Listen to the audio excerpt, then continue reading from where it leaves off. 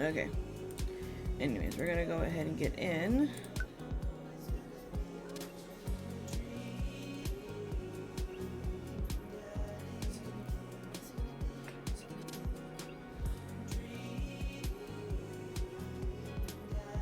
Okay, we're gonna load this save. Welcome. You've got dads. Oh, gosh.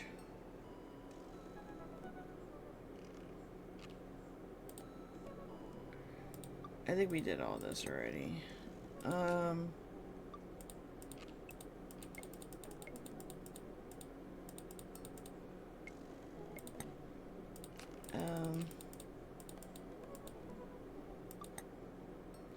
I don't know.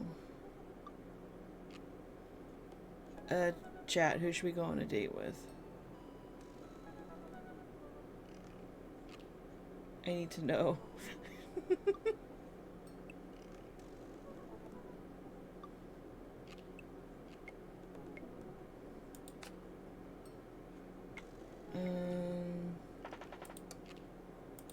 Hmm.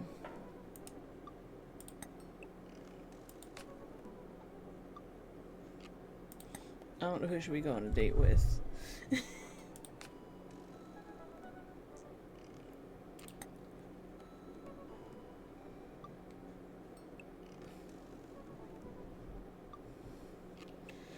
I don't know.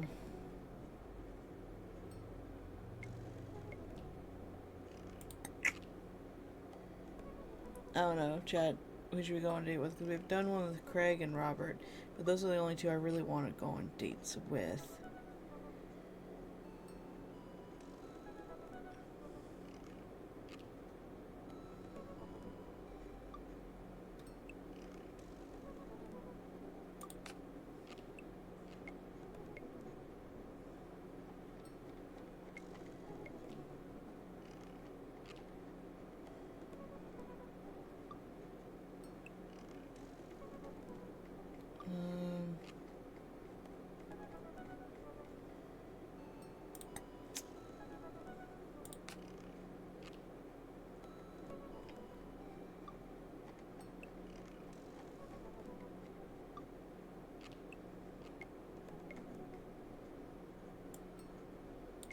I don't know.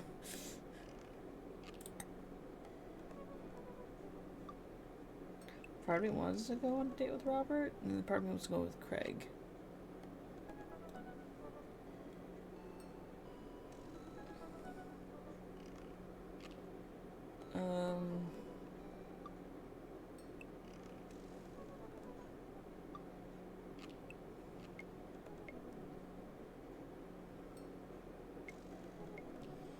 Chat, I'm waiting for you guys to see. Because I don't know. I honestly have no clue.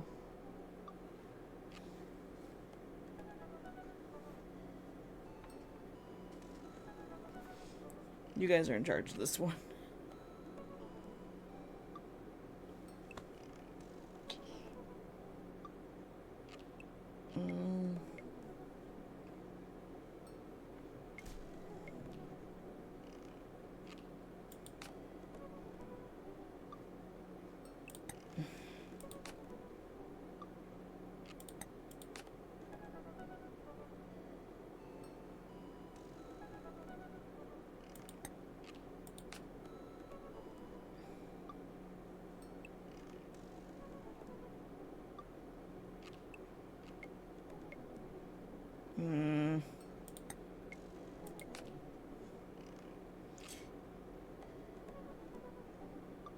You know what, we're gonna go with Craig.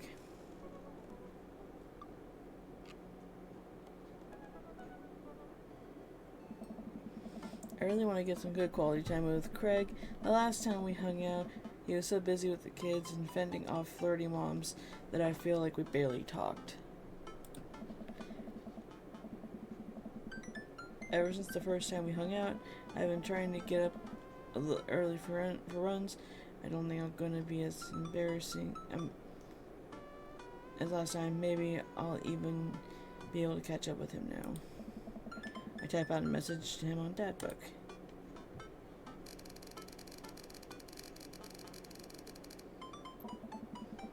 Craig responds almost immediately. I don't know why he didn't just send me an emoji rather than typing it out. Another message pops up in my inbox from Craig. Let's meet up early tomorrow morning for my favorite morning activity, brunch.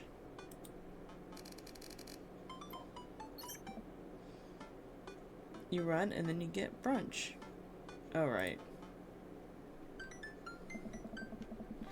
Craig and I agree to a time to meet in the morning and have a chance to spend the evening hanging out with Amanda. So are we doing pizza tonight? Again? Can't we do like a salad night? Dad, are you on a health kick? Not yet. I've informed the committee to examine the possibility of being on a health kick. They haven't returned their findings. Dad, if you go on a health kick, then I have to go on a health kick by virtue of being under the same roof as you. I don't know if I have the constitution for that.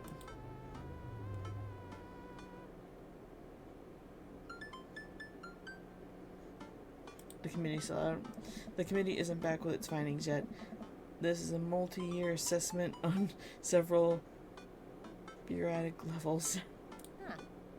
Well, Amanda picks up the phone and stares at me, unblinking as she dials. Hi, yes, can I get an extra large pizza with chicken, bacon, and extra cheese and tomatoes? And a couple of garlic sauce cups. Amanda, you're going a little north here. Oh, right. Can you maybe throw in some leaves on there or something? Yeah, he's going on a health kick. Yeah. Rico, I know it's tragic. Amanda listens for a second. Hold on, I'll ask. Dad, is oregano a salad?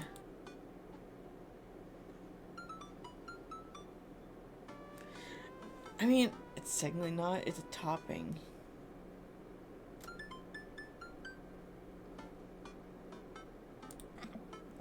Yeah, Rico, sprinkle some of that on there. Yep, cash is fine. Say hi to the wife and kids for me. Amanda hangs up.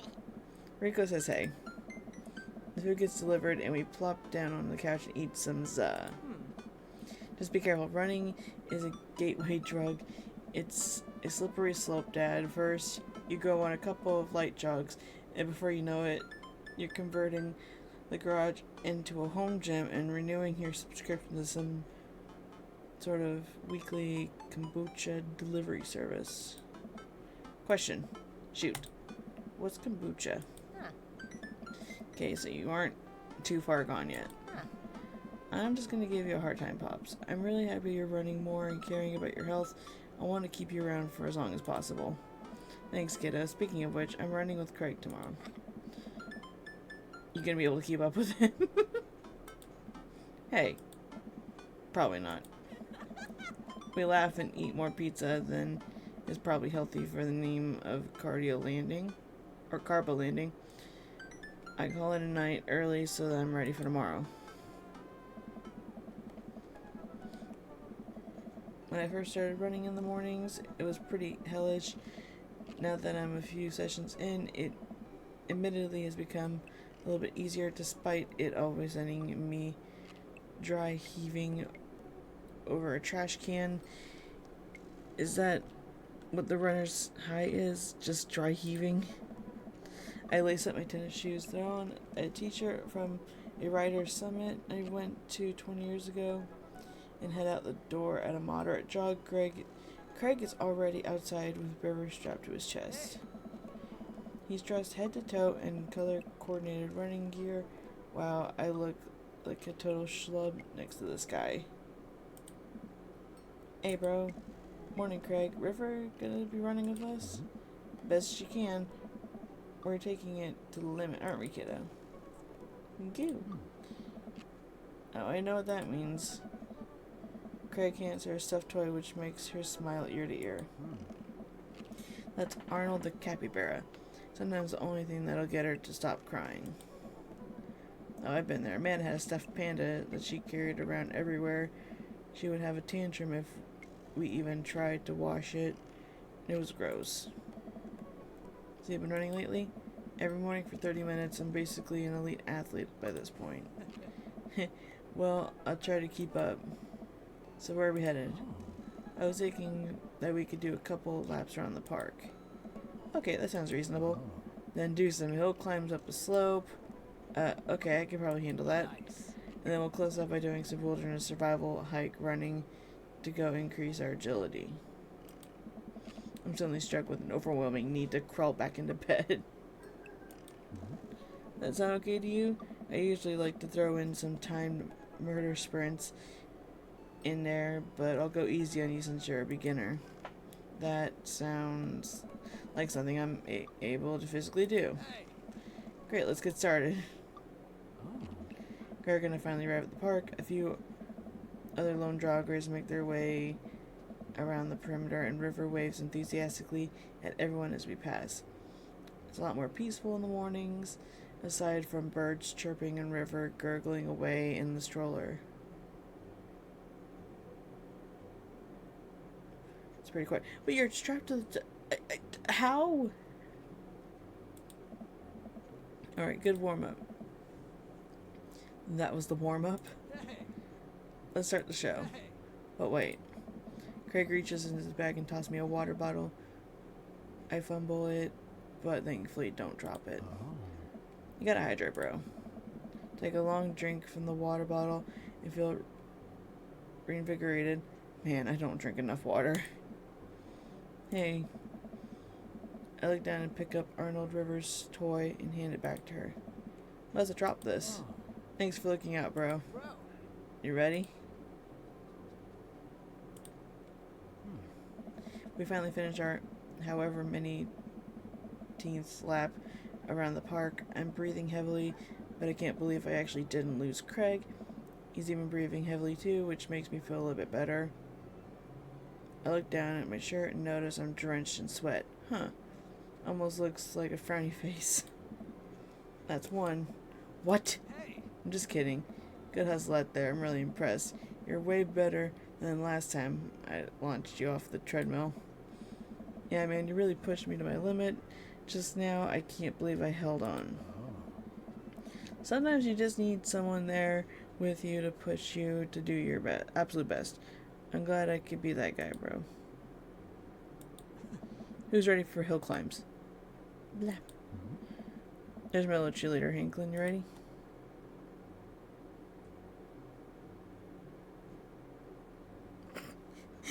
Either ugh, ugh, ugh.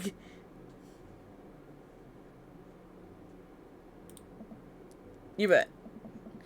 Craig takes me to a separate portion of the park where there's a steep hill that seems to go up forever. I strain my eyes to see some other joggers at the top. So what do we do now? We run up the thing. That looks like a lot. Hanklin, there are two things you need to know about this hill. One, don't stop running till you get to the top. And two, Craig points to the top of the hill.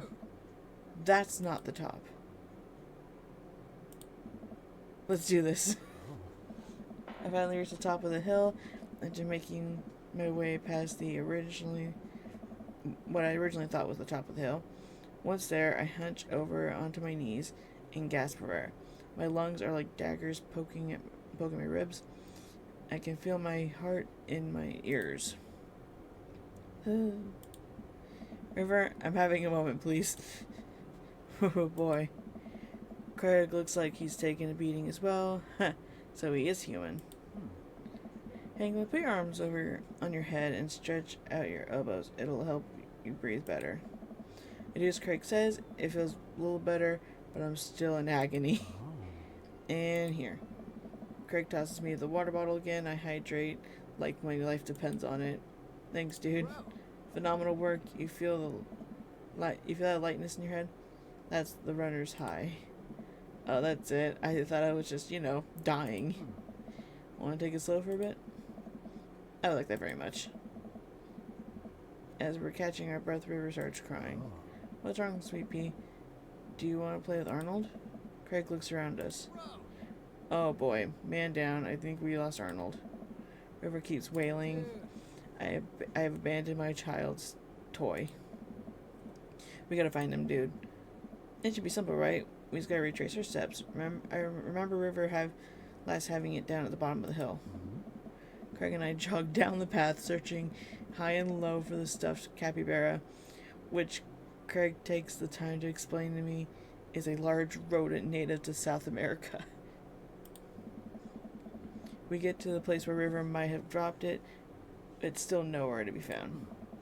Looks like we got a mystery on our hands. We have to get to the bottom of this. I suspect foul play. Looks like this is a prime case for world-renowned detective Edwin. Dude, it's time for a bro adventure.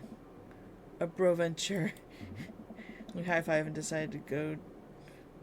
decided to jog back to the park and see if we can find any leads. So it looks like there's a couple more places to check and some bros around here that we can interrogate. Sounds good. Wait, who's good cop and who's bad cop? I had to think about it for a second. Well, I think that with your stature and overall resilience, you would make an intimidating bad cop. But on the other hand, you do have an adorable baby strapped to your chest, so that softens the edge a bit. All valid points. I think you would make a great good cop because of your congenial attitude and willingness to try new things. But then again, I've seen how you get when there are too many commercial breaks during a show, so you have the potential to be a scary bad cop. I don't want to have to watch Meet Hell in 3 segments with 5 minutes of commercials in between, and they're loud. The commercials are too loud. I just want to watch my shows in peace without people yelling at me to buy wiper fluid and stuff. Case in point. Let's play it moment by moment. Smart. So, where to, protective?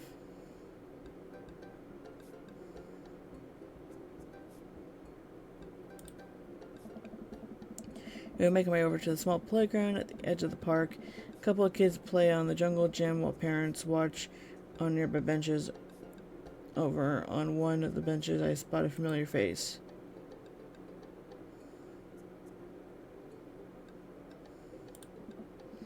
Craig and I, 2 grown adults, walk onto the playground and begin examining them meticulously for clues. There's no forensic evidence here. No stray capybara hairs, at least. After searching fruitlessly for some time, we look up. All the parents are staring at us. We smile and wave as we awkwardly slink away. Let's see what Joseph's up to. We jog over to Joseph, who seems to be engrossed in his book. Joseph nearly drops his book. Hey guys, didn't think I'd see you two out here. England, are you exercising? Sure am. You know me, I just love to run and be healthy. That's kind of my whole thing. What are you reading? Oh, just a book on knots and rope tying.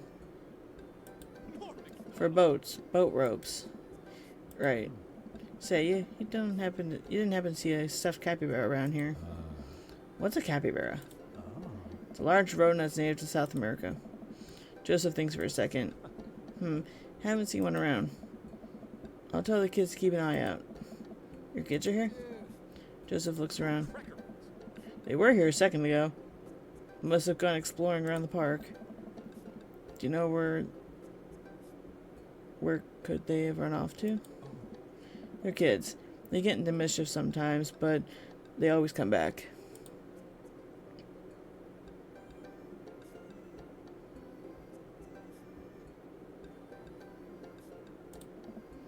Mischief, you say? Wait. Am I being interrogated right now?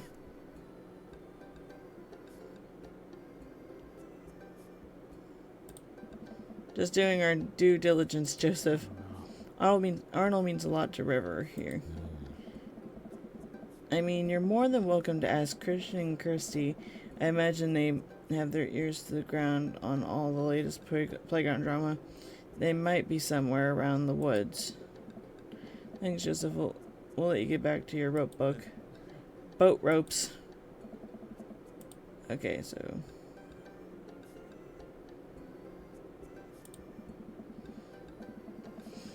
This is a pretty nice playground. Might as well get a couple swings in. What about Arnold? Maybe having a little swing might calm River down. Might buy us some more time. You're right, she's about to go nuclear. This might prepare her for the possibility of us not being able to find Arnold. Life is cruel and tough, but at least we'll always have swings. Craig straps River into the baby swing and gives her a gentle push. She giggles. I take a seat on the swing next to her and immediately realize that I'm stuck. River seems to love that. Craig eventually helps me out of the swing, and we decide to get back to the investigation. We head back to the playground. Where's you now, bro? Out of the woods. We make our way to the outskirts of the park. There are a couple of benches by the dense tree line. Looks like Robert's here all by himself. This also seems like the perfect place to look for clues. Just the twins must be around here somewhere. Maybe Robert saw something. We walk over to Robert's bench. Hey, Rob. Don't call me that. Okay, hi, Robert. Don't call me that either. Okay. Hey, buddy. What are you up to? Thinking. This is my thinking bench. I have to get a solid 2 or 3 hours of brooding in here. Or brooding in per day, filling quotas. Have you by any chance see a small stuffed capybara around? A capybara is a large rodent native to South America, I know. So have you seen one? A stuffed one, not a real one. That would be weird.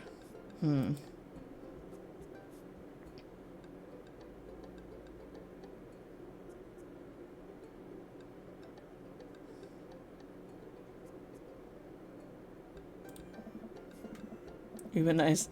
Hope that I'm gonna go off, learn how to fight, and then come back here and kick your ass. You learning how to fight, please. Well, fine. If you don't tell us what we want to hear, I'm gonna spoil the season finale of Long Haul Paranormal Ice Road Ghost Truckers. You're bluffing. My buddy here doesn't play by the rules. Hank Glenn will do it. Calvin Flint crashed into a haunted... Stop! You're a monster! I haven't seen any goddamn capybara, okay? Crap. I was really nailing the bad cop bit, too. I thought for sure we had something. Now what, bro? Joseph said his twins were around here somewhere, but I have no idea where we're supposed to find them. Wait, those creepy kids? Why didn't you tell me they had something to do with this? Huh.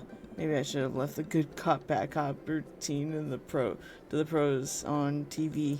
Nice. Yeah, Robert, bro, do you know where they are? I do. A lot of people underestimate the sense of the man who broods. I saw them lurking around here a little while ago. Where did they go? Ran into the woods. I'd be careful, though. I don't trust them. But then again, I don't trust anyone. Not even you guys. Not even that baby. But I take that back. You're an old soul, kiddo. Thank you for your help, Robert. The woods. I stare into the depths of the forest. Who knows what could be in there? Are you prepared for what we might face in here? I'm ready, partner, bro. You? Nope, but if it gets River to stop crying, I don't care. Let's do this. We start down the path into the woods, keeping our eyes and ears peeled for any sign of Arnold. There are no squirrels or birds anywhere. The silence is unsettling. The sun can barely peek through the canopy. It's colder here. Suddenly we hear voices. I don't want to do it. You got to do it last time. Greg and I come to a clearing where we find Christian and Kirsty kneeling over something. Stop right there. Put your tiny hands where we can see them. Christian and Kirsty just stare at us. You heard the guy. Put your hands up. We're kind of in the middle of something here. Yeah, can you come back later? What are you kids doing?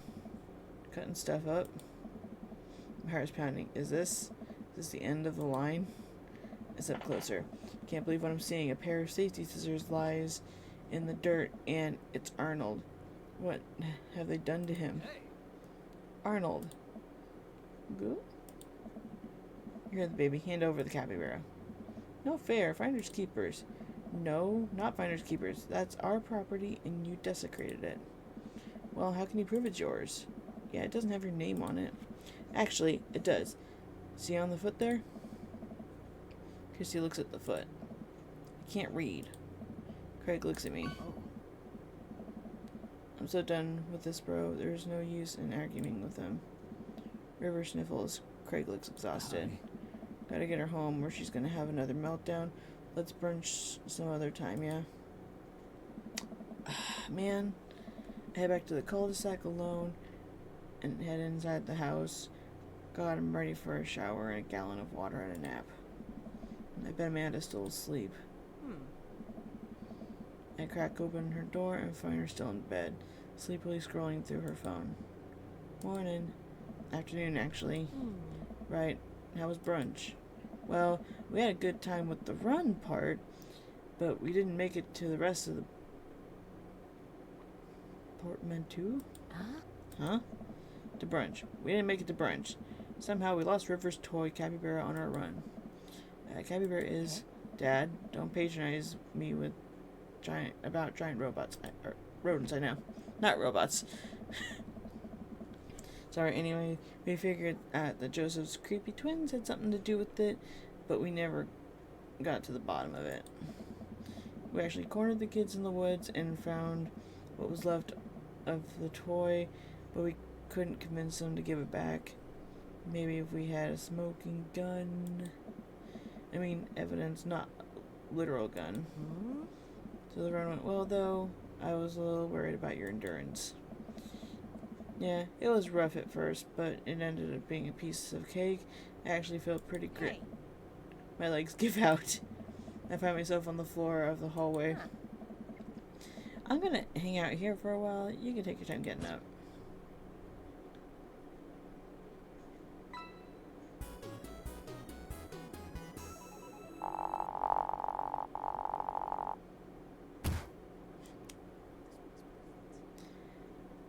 I don't know how this is good or not.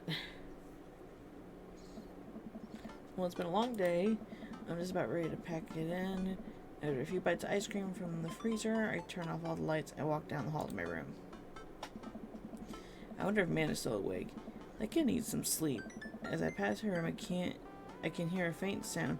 I can't quite make out what it is. I get a little closer. Is she crying? I knock gently on the door. Amanda? The crying immediately stops. Not right now. Her voice sounds strange. She sniffles. I need to make sure she's okay. I open the door. In the dark, I can see Amanda's outline in the middle of her bed, knees hugged up against her body. Is everything okay? I don't want to talk about it. Did something happen? No, nothing happened. Go away. Guys, should we leave her alone or ask her what happened?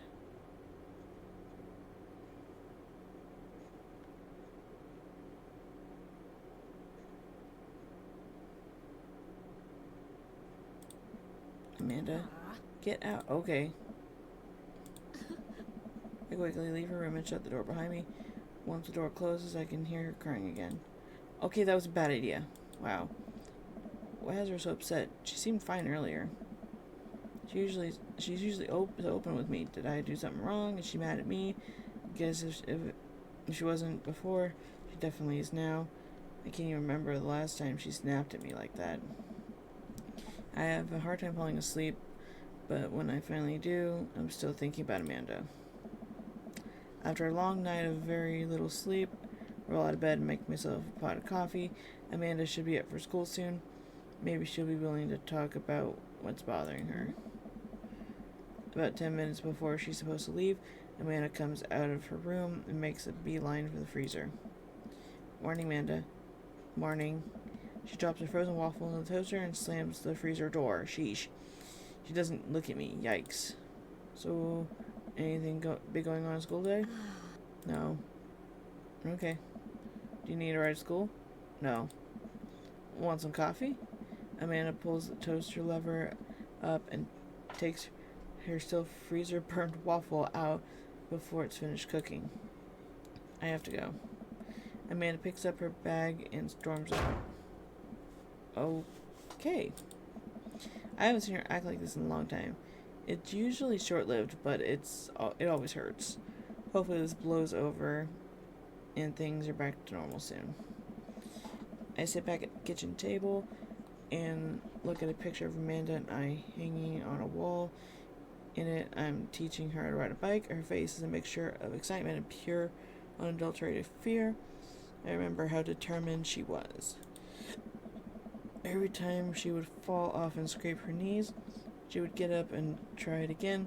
Finally, I had to stop her because she was bleeding everywhere. Then she started to cry because she didn't think she needed bandages and wanted to keep trying. As I put the bike away, she just stood in the middle of the street and screamed. Then I took her for ice cream, and it was like nothing even happened. After giving a bit of thought, I decided if I forced her to talk about it, I'm only going to make things worse, but I have an idea. I start rummaging around for ingredients. I hear Amanda walk in the door. Instead of heading for the kitchen like she usually does, she makes a beeline for her room. She's clearly trying to avoid me. Hey, Pumpkin? What? Can you come here for a sec? There's a moment of silence. Yeah. I want to say sorry about last night. I'm just worried about you, kiddo. I get scared when I know something's wrong, and I get even more scared when I feel like I can't do anything about it. Dad, So just whatever it is, and you don't have to tell me if you don't want to, but whatever it is, just know that I have a dad in the corner. That you have a dad in the corner who wants you to be happy. Oh. Honey, you know I'm bad with words, so I was hoping I could speak a language we both understand. I pull a cake out of the refrigerator and place it on the table. Hopefully the frosting has set by now. Ta-da. Dad. Took me a long time because I ran out of red frosting somewhere. Everyone's sad. Had to start over, and this is beautiful. At Strawberry, Amanda gives me a big old hug. I grab some plates and forks and serve us up some delicious cake. So it's really stupid. What is? This whole thing. I know I've been really weird lately, and I don't even know how to explain it. I feel like I might have to make you a chart. I'm listening. Do you want me to take notes? I guess just start from the top. So you know how Emma R. is going to that fancy art school in California, right? Emma R.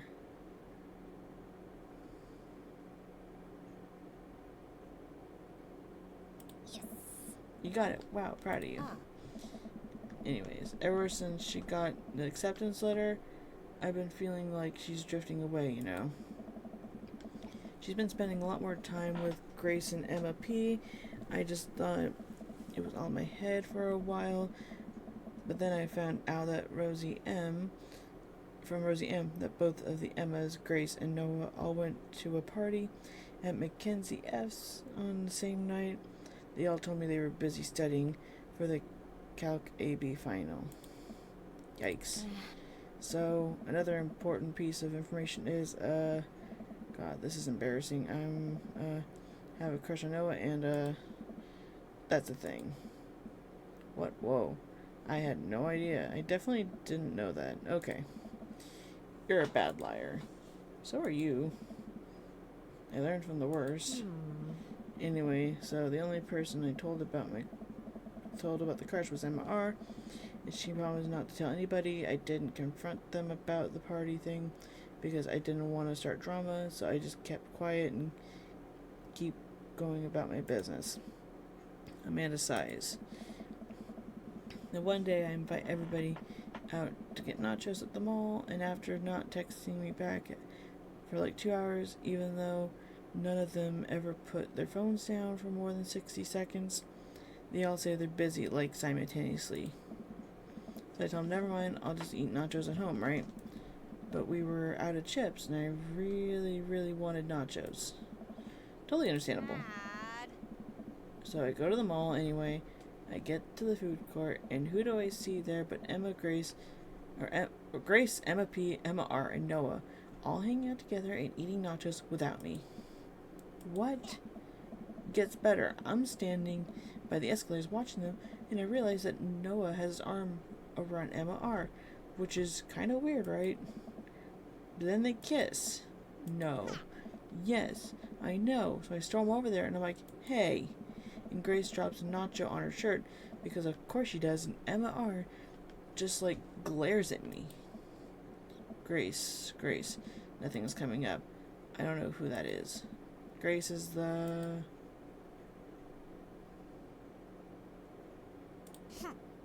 I know. Grace is the one nobody really likes, or I guess that's me now. But anyway, nobody will say anything, and I'm just like, you guys suck.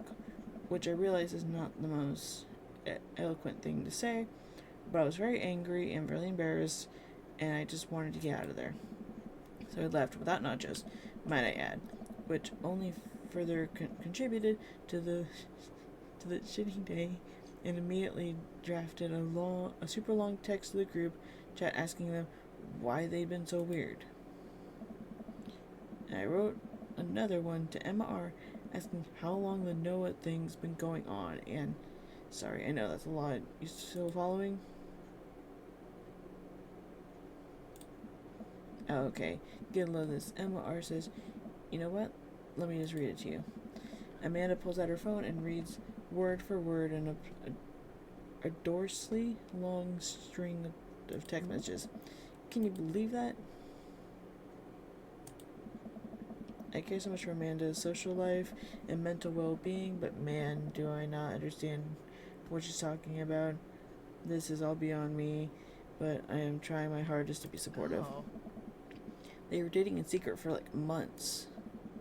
So I told her that she's being a really terrible friend, and she's like, well, if you think I'm so terrible, then just stop being my friend.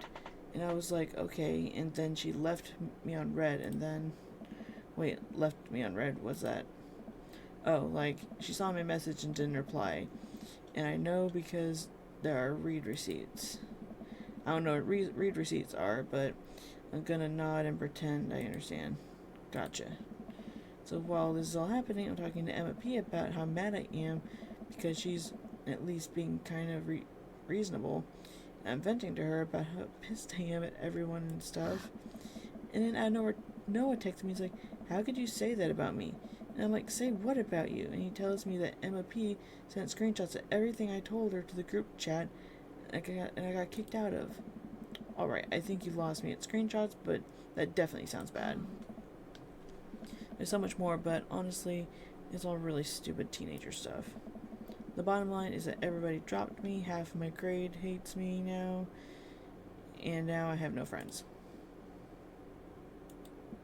Amanda, I'm so sorry. I almost expected it from everybody else, but Emma R's been there since Mom died. I can't believe she would just stab me in the back like that. I'm not even that mad that she's dating Noah, I'm just upset that she lied to me about it for so long. Amanda stabs at the remnants of her cake. Okay, I take it back. I'm kind of mad she's dating Noah. Like, what did I do wrong? Why did everyone just suddenly decide I'm not cool anymore? Why wasn't I enough? I don't understand. And as mad as I am at everybody, like, I miss them, Dad. Amanda looks so dejected, I almost can't take it. What could I possibly say to help? Oh. Anyways, that's it. That's the whole sword tale. Thanks for listening. Tune in next week for more hot gossip. Wow. You know, it's pretty dumb. No, it's a stupid thing to be upset over. Amanda, your feelings are real. Don't ever be mad at yourself for having feelings. I guess. Unless you've secretly been a robot who's been approximating human feelings this whole time. Dad, if I was a robot, I would have transformed into a monster truck a long, long time ago. But seriously, I know you probably don't want advice, but I feel like it's my duty as a dad to bestow upon you a few nuggets of fatherly wisdom.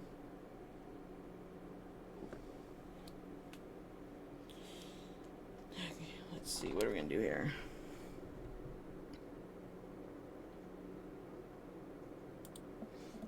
Honey, high school sucks. You make friends with people just because they're there. When you're still living in your hometown, there's a pretty small pool of people to choose from. Once you get to college, and once you get out into the real world, you're gonna be exposed to all sorts of people, and it's gonna be easier to make friends with people who really get you. Some of those friendships can last a lifetime. I mean, look at me and Craig. And some of them last a little while, and that's okay too. You're gonna make so many awesome new friends at art school. Ultimately, I think this says way more about their character than it does about yours. Because you're amazing, and if they can't see that, well, that's their problem. I'll keep that in mind. I look down at the table. Did we just eat that whole cake? Yes, we did just eat that whole cake. Well, good talk. Amanda gets up to go to her room.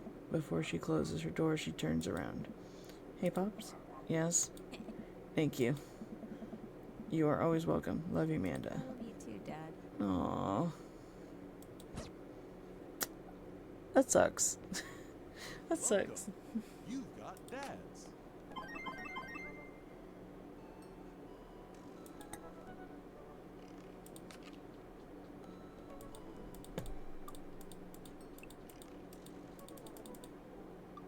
No.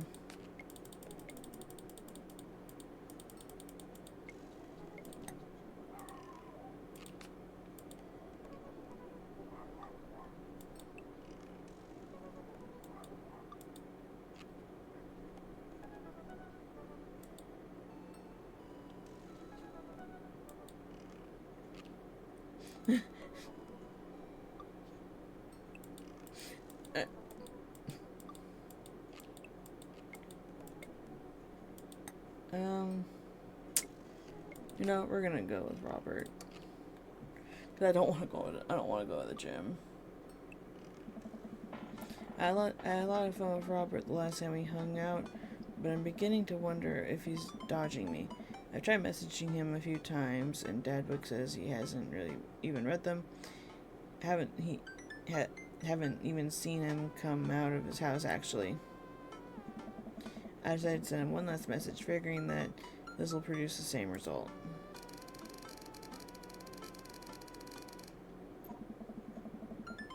I walk away from my computer because at this point, I know he's not messaging back anytime soon. I linger in the kitchen. I'm all cut up on work. The house is relatively clean. Maybe I should do something nice for Amanda. I'll bake her a favorite pie. I root through the pantry and pull out all the ingredients. This is an old family recipe that I used to make with my grandmother when I was a kid. I lost the actual recipe card a long time ago, but I think I'm able to remember how to bake it. I start mixing the ingredients together for the crust until I get a nice dough. I throw some cherries into a saucepan and make the filling. Normally I don't like to multitask in the kitchen, but this cherry pie is a piece of cake. Pie is a piece of pie. I'm making a pie. Nah, man, I can never remember what temperature you're supposed to set the oven. I'm pretty sure it's 375 degrees, but I could be wrong. Who am I kidding? I'm never wrong when it comes to this pie. My special twist on my grandma's recipe includes a secret ingredient that not even Amanda knows about. It really makes the cherries extra flavorful. I can't remember what the secret ingredient is.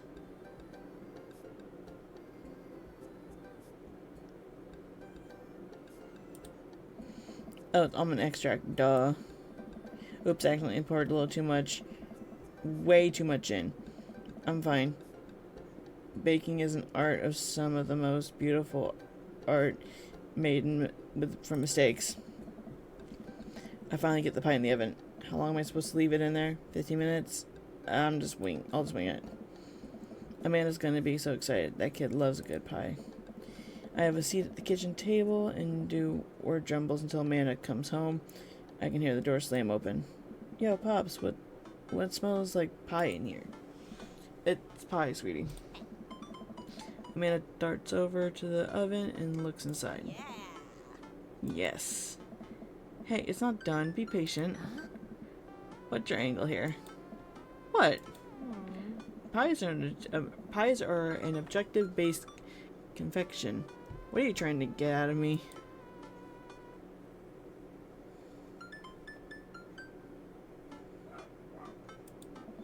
I was hoping to butter you up so you can take me shopping later, maybe buy me a new tool set. Classic role reversal, I respect that. I wait a few more minutes before taking the pie out of the oven. I set it on the rack to cool and guard it so Amanda doesn't dig in to it before it's ready. Huh. What? Does it look kind of weird to you? Oh, that's just me taking artistic license on what cherry pie means to me emotionally. I'm just saying that because, it seems like you might have baked this pie incorrectly. And you're currently right now trying to pass it off as a good thing. It's art, sweetie.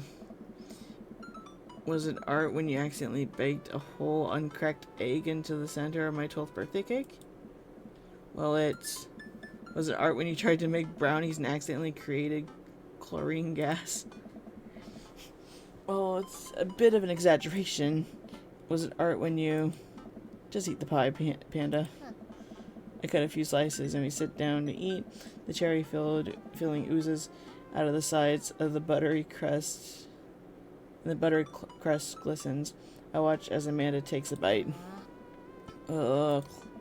What's wrong? Is it not good? Oh, no. Amanda winces and fans her mouth. No, it just burned the heck out of her from my mouth. This pie is amazing. Sorry for doubting you. I breathe with a sigh of relief and I take a bite. She's right, the pie is pretty incredible, as it always is. I'm really proud of you for making a pie without burning the new house down. I got a few dad tricks up my dad's sleeve. Maybe fathers aren't as bumbling and stupid as the media makes us out to be. Maybe we as a society should have a little more respect for fathers as a whole. Dad, your sleeve is on fire. I run to the sink and put myself out. Pride will be my undoing.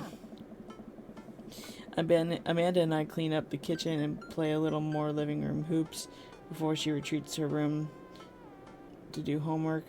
I go back to my word jumbles. Hey, this one spells cat. As the evening trickles by, we eat dinner. I help Amanda with one of her scholarship applications, and we both start getting ready for bed. I decided to check Dabbook one last time before climbing to bed. Still nothing from Robert, huh? Hope he's okay. I turn out the lights and lay down.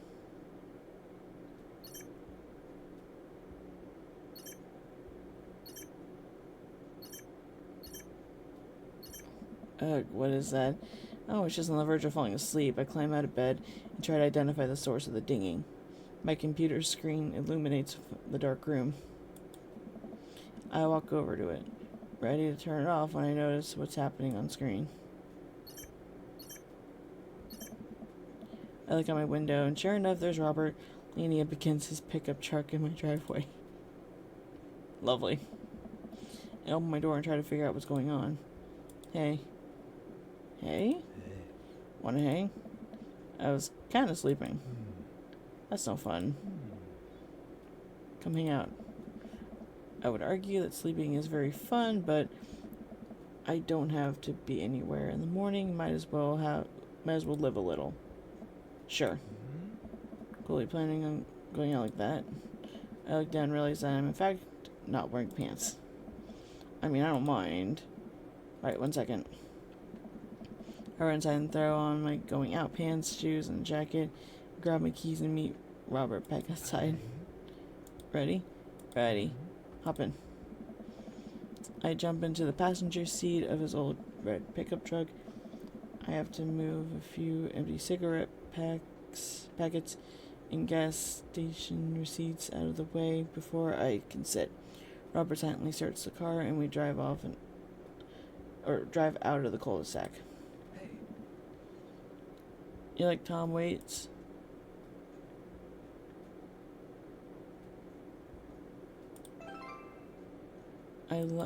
Before I can answer, Robert turns up the radio. Yep, that's Tom Waits, alright. He lights a cigarette and cracks the windows as we drive in silence. So, where are we going? Robert doesn't respond. Robert? Oh, I heard you. He still doesn't answer my question. I look out my window and notice that Robert's taking us to the highway. I twiddle my thumbs. Well, whatever I've gotten myself into, it looks like I'm in it for the night. I settle into my seat and watch streetlights pass by. I glance over to Robert, who's driving intently. He looks tired, as he always does, but there's something a bit more there that I just can't place.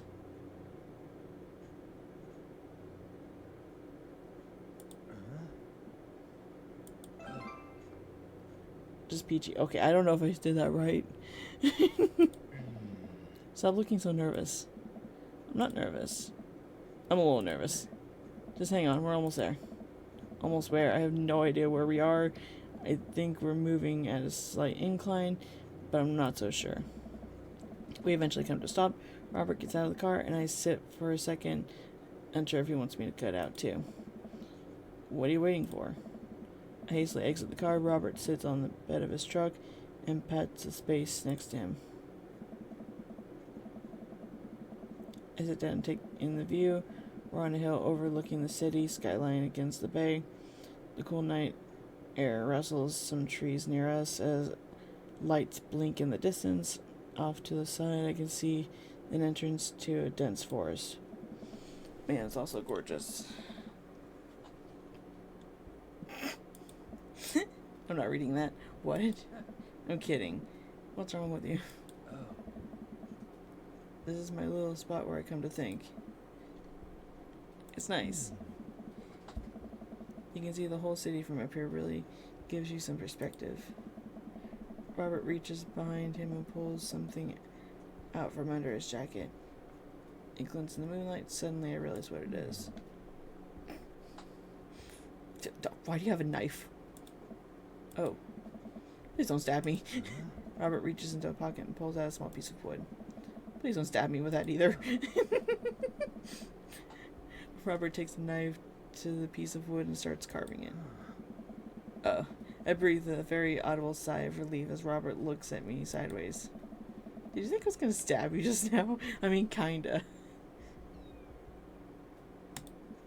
What? No?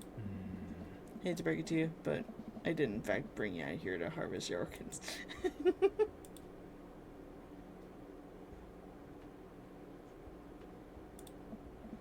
Yeah, well, you think you caught me in your trap, but I knew. For years I've been putting the most vile junk food in my body in preparation for this day. Come at me, friend, and reap what you will. 2 steps ahead of you at all times. That's how I operate. Nothing gets past you. Robert reaches in his pocket and pulls out a folding knife that he opens and hands it to me. Gonna warn you, the last guy I had a knife fight with lost 3 fingers because he didn't know the 8 basic rules of knife fighting. You're familiar, correct? I honestly can't tell when you're kidding. I'm so many levels of irony deep that I've forgotten what humor is. Have you ever whittled before? I mean, kinda, no? Considering I'm not a grandpa, no. What do you mean by that? Well, I just thought you would have a block of wood shipped to you along with your first social security check. And Glenn, I'll have you know that whittling is a time-honored tradition by both young and old alike. That you're dismissing it before you've even tried it speaks volumes about your character. However, because I've gotten to know you for some time and come to think of us as friends, I'm willing to attribute it to ignorance instead of malice. What I'm trying to say is, go get that stick. Robert motions to a good-looking stick on the ground, perfect for potential whittling. I pick it up. Most importantly to remember while whittling is to cut with the grain, not against it. If you cut against it, the grain, the wood is gonna splinter. Isn't the most important thing safety? No. Getting hurt comes with the territory. Look at my damn hands. I look at his damn hands. They're callous and covered with little white scars. They are very nice hands. You can't make a stick omelet without breaking a few hand eggs. Knife that wood. Oh gosh.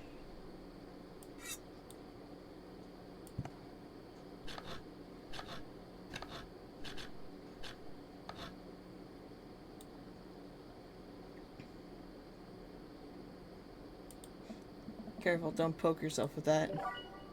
I made a sharp stick.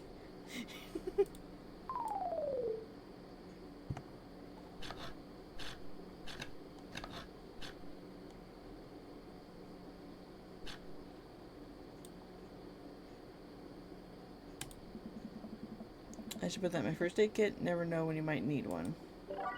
Tongue depressor.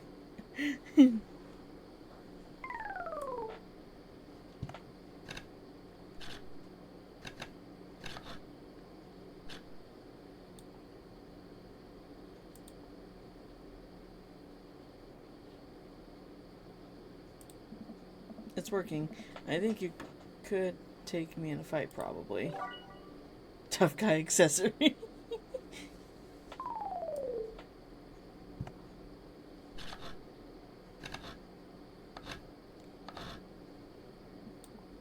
What's this? Chicken nugget! Please don't eat that.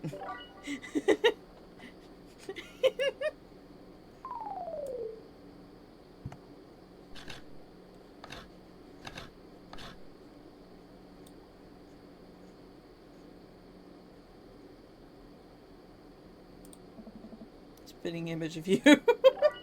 Masterpiece.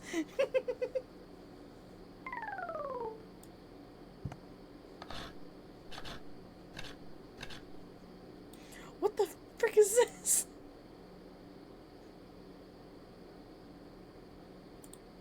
It's a stick.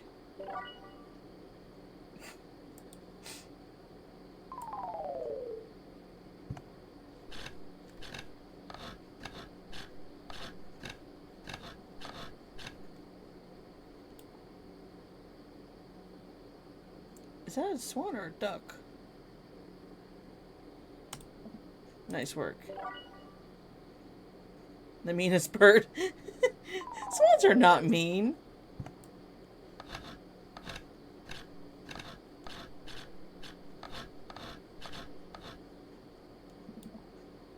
Beautiful handiwork, what do you call it?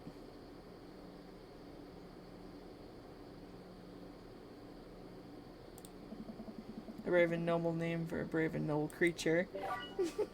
A beautiful gift for Amanda. Aww.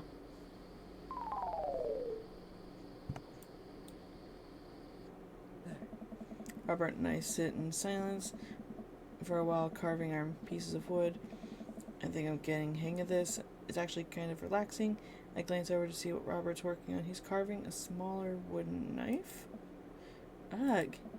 While I'm distracted, the knife slices into my thumb. Ugh. Blood gushes all over my little wood carving. Robert's lost in carving and doesn't notice me bleeding everywhere. Robert still doesn't notice. I'm bleeding to death. Robert finally looks over. He reaches into his jacket. Jesus, how much stuff does this guy keep in there? And pulls out a red bandana, wraps it around my thumb. Hold tight. Hops off the truck. I can hear him rummaging around in his car. He comes back a moment later with a well-stocked first aid kit. Robert carefully wipes all the blood off my hand and swipes a bit of antiseptic onto the cut with surprising gentleness. He places a bit of gauze on the wound and wraps it all up. You okay? Yeah, I'm good. He hands me what's left of the tube of antiseptic. Make sure to keep that cut clean. It's oddly touching and a little sexy. I don't think it's that. No. I guess I'm a real whittler now. That you are. Be careful, though. They're attracted to the smell of blood. Wait, what? What's attracted to the smell of blood? Cryptids. Tons of them out here, you know. Cryptids, like Mothman and stuff. Mothman is bullshit. But yeah, this town's a hotbed for cryptozoological occurrences. You're joking. Oh, I wish I were. I'm a skeptic myself. Or at least I thought it was. There are things in these woods that can't possibly comprehend. I think my entire time in this city, aside from the occasional stray coyote, I don't think it's too bad. You ever heard of the Dover ghost? I don't think so. Well, let me tell you a story. Oh, great. I was out in the woods here on the weekend camping trip with Betsy. You don't know Betsy, but she's a big pit bull, real intimidating. I feel safe around her. First night goes without an incident. I get some solitude. Betsy gets to pee wherever she wants. All good stuff. Second day, I get the idea in my head that I can take a hike deeper into the woods, probably against my better judgment. But hey, we're just having a fun camping trip, right? So me and Betsy start marching in the morning. Gets a little late and we set up camp, but it's different this night. Real quiet. Can't hear the birds, the crickets, squirrels, nothing. Dead silent. Then it happens. I hear the most unholy growl I've ever heard in my life right outside my tent. Me and Betsy, we go to investigate. We look around. The clearing, nobody's there. But there's this feeling, not sure if I can quite describe it. I know something is watching us. Betsy, though, she's scared. Never seen her like that. And when she's scared, I know that I should be too. And then I see it in the distance. A man, but if something that didn't know what a man was supposed to look like made it just looked wrong. Big arms too big for its body, black eyes, just stood there and stared at me. Then it disappears. I hear one yelp from Betsy and I turn around to check on her, but she's gone, into thin air. I didn't sleep at all that in my tent that night, and I don't think I've slept right since.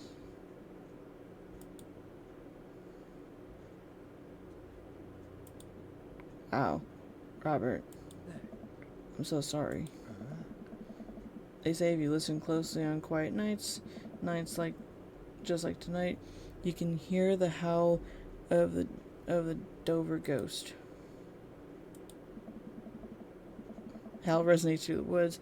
Doesn't sound like a regular howl. It's so guttural. Even from far away, something about it makes my skin crawl. Okay, Robert, real funny. I turned to see Robert. He's white as a sheet. You're messing with me, right? I was messing with you up until literally just now. I totally made that camping story up. I should have just freaking said, I should have just said you're messing with me. I strained my eyes to scan the forest line, trying to see where the howl originated from. Off in the distance, I see something. It's so far away, I can barely make out its shape. It looks human, but it's dragging something. Do you see that? We should go. Really? Robert and I slowly back away and get into the truck. Turns off his headlights and make a slow crawl away, back onto the road. I'm too scared to look back. What was that? Really? Hey, Toxic. Welcome to the stream. You're welcome to join Toxic. I need people to help me read. I can't read everything. It's so a lot to read.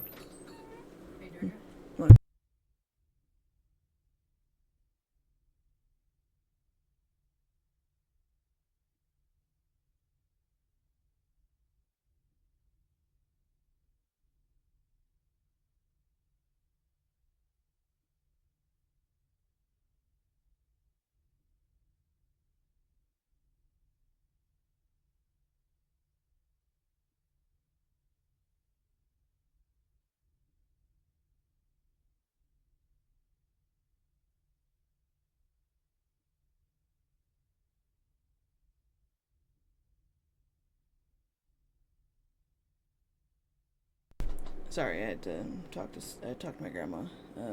Anyways, I chuckled nervously. This time he doesn't seem like he's messing with me. Or maybe someone illegally dumping garbage on a wildlife preserve? Yeah, that's the story we'll tell ourselves. We sit in silence for a little while longer, the fear of whatever that was slowly subsiding as we get closer to the city. Thanks for coming out. This was fun. I'm sorry I haven't been in touch. I've just been in a way lately. I had to get out of the house. Had to be around somebody. You doing okay, man? Robert thinks for a second and lights another cigarette. Been doing a lot of thinking. Takes a long drag. As I get older, I feel more and more that I'm just drowning in this sea of regret. I was so busy chasing after these things that I thought would make me happy that I didn't think about anyone else. All I cared about was myself, and I didn't even think. Robert stops. I wait for him to finish his thought, but just as he just stares at the road. Maybe I'm just built like this. Or maybe I do it to myself. Maybe it's my own choice that I'm as unhappy as I am. I try to think of something to say. I remember all the times in my life when I have been sad, and there's a great many of them. But there was always a light at the end of the tunnel, something I held on to that kept me going. But there's something so resigned about the way Robert's talking.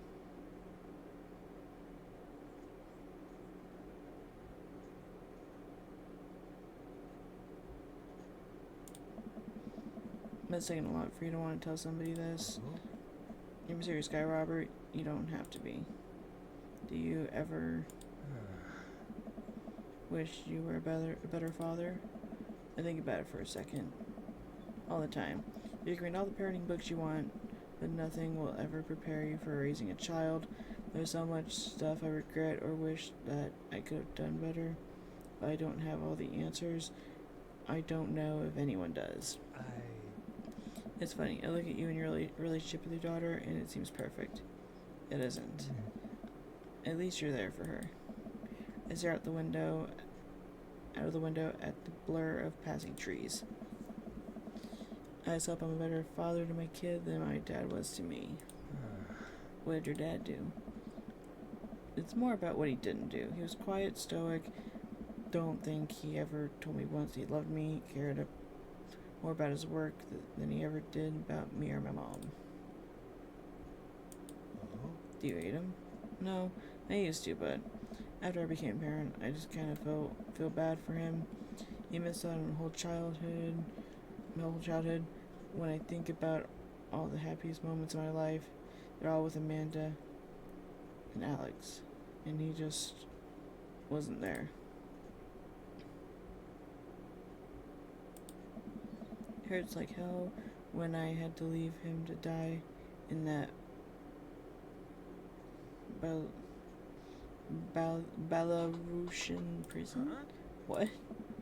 I turned and smiled at him. No, he's retired in Florida with my mom. We go there every Christmas. Okay then. We both break out into laughter. He pats me on the shoulder. We drive the rest of the way in silence, listening to the radio and watching the bright lights of the city grow bigger. Robert drops me off at my place. As I'm about to close the passenger door, I realize that I still have Robert's pocket knife in my jacket. I pull it out and offer it back to him. You hold on to that. Never know when you might need it. Night, Robert. Have a safe drive home. Robert smirks, then pulls away. Then he immediately pulls into his driveway, which is one over from mine. He gets out and waves. I tiptoe in the house, careful not to wake Amanda up. Whoa, where'd you come from? I look around and spot Amanda coming out of the kitchen with a glass of water. Thought you were sleeping. Oh, Robert woke me up to go cryptid hunting. You know that Mothman is bullshit, right? Amanda, you know what? It's fine. I think about the conversation I had with Robert in the car as Amanda starts walking towards her room. Hey, Amanda. She stops. I love you. It's weird when you say it outright and sincerely like that, but I love you too. Night. I chuckle to myself and then finally decide to go to bed. Aw.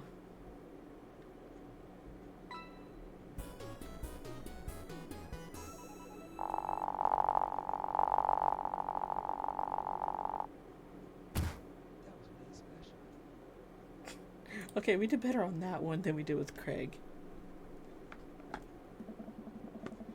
It's a beautiful night and the air smells so fresh, so I decided to take the long way home. I casually strolled through the neighborhood, taking in the sights and sounds of a suburban city with a low crime rate and wide, walkable sidewalks at night. As I approach the bar, I can hear patrons inside cheering. Oh, I bet the game is on. I wonder if my team is playing tonight. A drop of water hits my head, and now it's lots of drops of water. It's pouring rain. Maybe I should wait this out inside. I order a beer from the bar and settle in. It turns out my team isn't playing tonight, but I can certainly enjoy the game regardless. The bar is unusually crowded, and the feeling of camaraderie over shared love for the game makes me smile. Sports are nice. I look over in the corner and spot none other than Mary sitting alone and in the corner nursing a cocktail.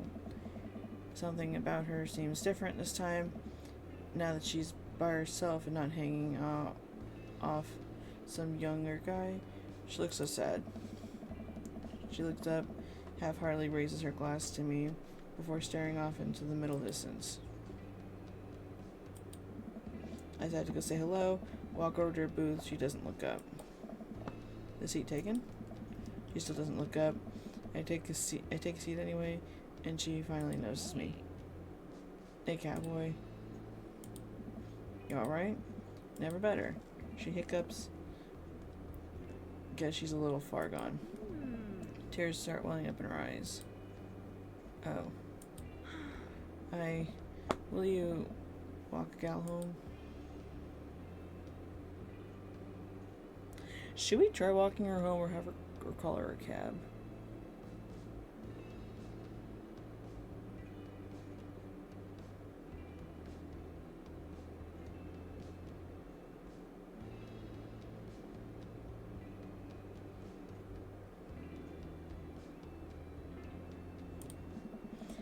I have sympathy for Mary, but it's hard to muster the energy to give her any more of my time tonight. But hey, money can solve this problem. How about I call you Cab, Mary? Whatever you say, cowboy. It takes me a while to figure out how to call a cab from my phone without Amanda's help, but soon enough, one is on its way. Mary leans against the door frame, forlorn, while waiting for the cab to arrive. I try to make small talk, but can't think of anything to say. Eventually, I drift back to the TV in the corner and soak up a little more of the game. Not too much longer before I notice Mary starting to leave. We give each other a nod as she walks out the door. Well then. Welcome. You've got dads. Sheesh.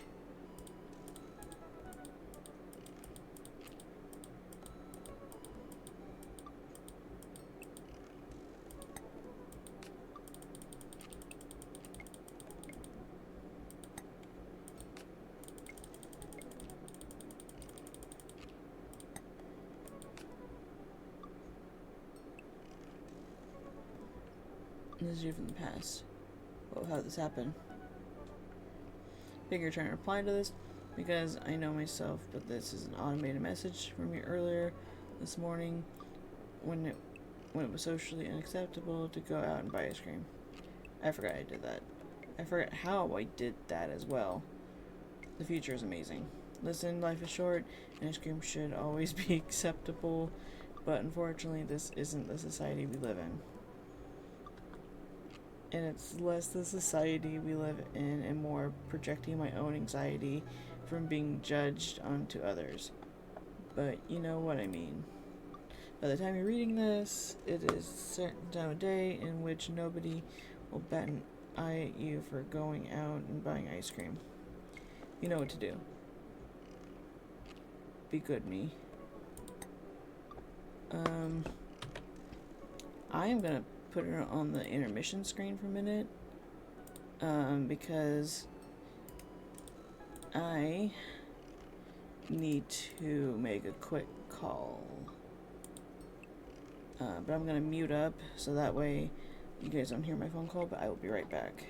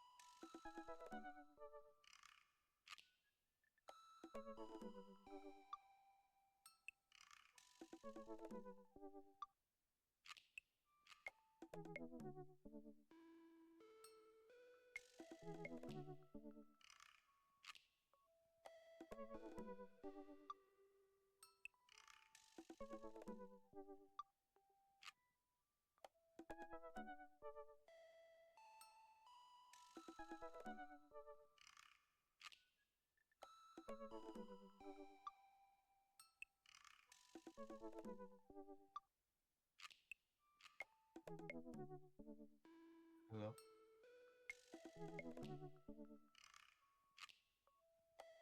Luca?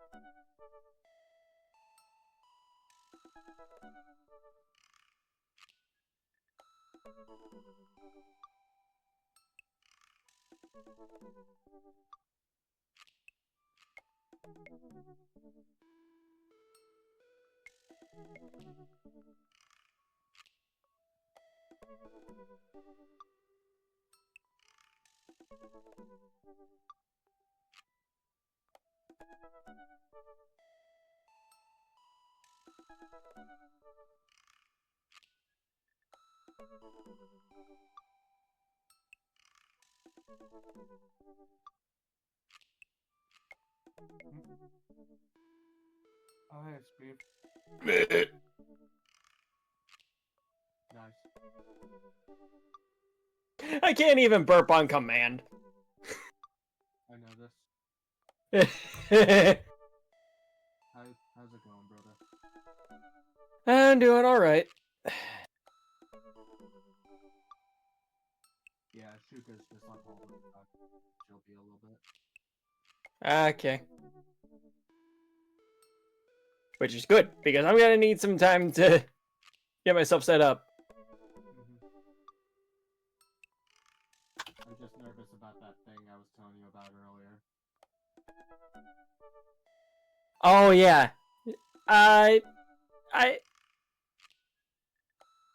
I'm a little nervous to actually DM anyone in Keyframe server.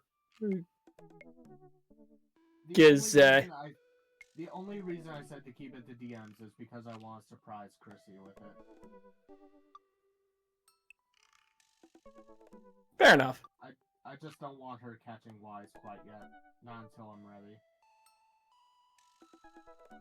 I want to get a bit more engagement on the subreddit before I show it to her.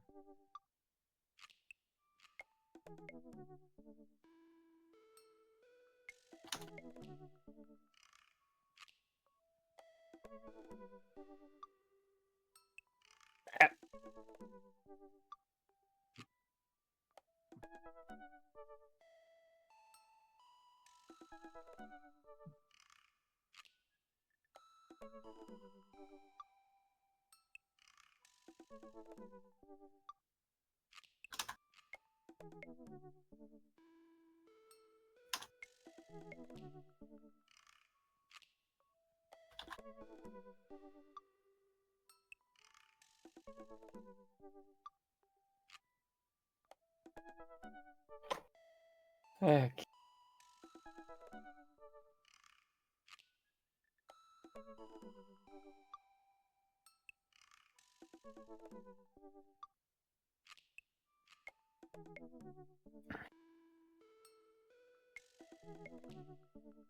I just hope that when I finally do show it to her, she'll actually like it.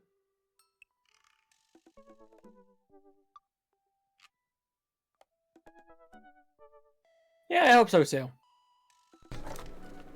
Okay, I'm back. That was a long wait on a phone call. I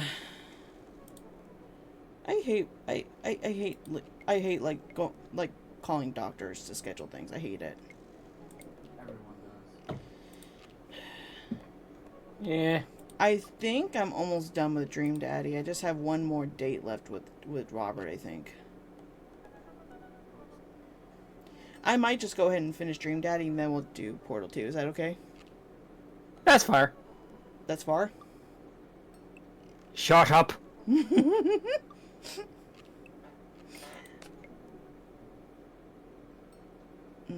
Yeah, we're gonna go ahead and just message. Hey, you know what they say about third dates? They get pretty serious. You might not have time to browse Dad Book for a while. Are you sure? Are you ready? Yeah. I want to get this game done. I haven't spoken to Robert since that night we drove out to his thinking spot. He seemed unusually sober then, like more so than usual amount of sober that Robert is, which is already a lot. Yes, Aqua, it's this game. I've been thinking about him and hope he's doing okay, but I've been a little reluctant to reach out to him. He's like, Hanklin, hey Hanklin, guess who's getting their drink on tonight? I take a look at my Dad Book messages. There's a flurry of them from Robert. Guess, it's you. Also me, but mostly you. Should we say, yeah, dude, right now, or why? Speed, what do you think? What? Yeah. Yeah, dude, right now, why? Which one? Yeah, dude. I type back to Robert. Robert, buddy, tonight we ride. Yes, meet me at Jim and Kim's at 8 p.m. Not that I'm unappreciative, but I think this is the first time that Robert's given me more than an hour's warning before hanging out. Amanda pops her head in the hallway. Music I don't I'll be right back. Okay. Music I don't recognize blaring from her room. What's up? I'm hanging out with Robert later tonight. Okay, cool. Robert, who is my friend. I have friends. Very cool and calm and collected there. I'm happy for you, Dad. People enjoy my company, Amanda. Dad, I'm so happy for your continued development as a human being. I love Amanda. She's my favorite character. What are you listening to? Sad shit. So Linkin Park.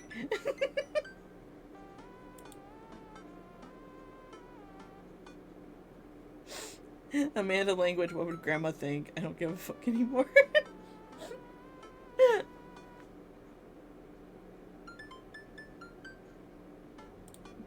Sad stuff, sweetie. Ugh.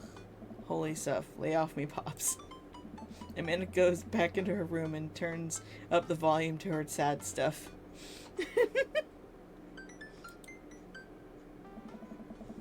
I put on my going out coat and walk over to Jim and Kim's. I spot Robert leaning against the brick wall smoking a cigarette. As I get closer, I realize that he looks a little different. Cleaner, I guess. You don't look any different to me at this point, Robert. I'm sorry. It actually seems like he combed his hair and clothes are less wrinkled than usual. Hey. Hey. You take a shower just for me? I'm working on my relationship with existence.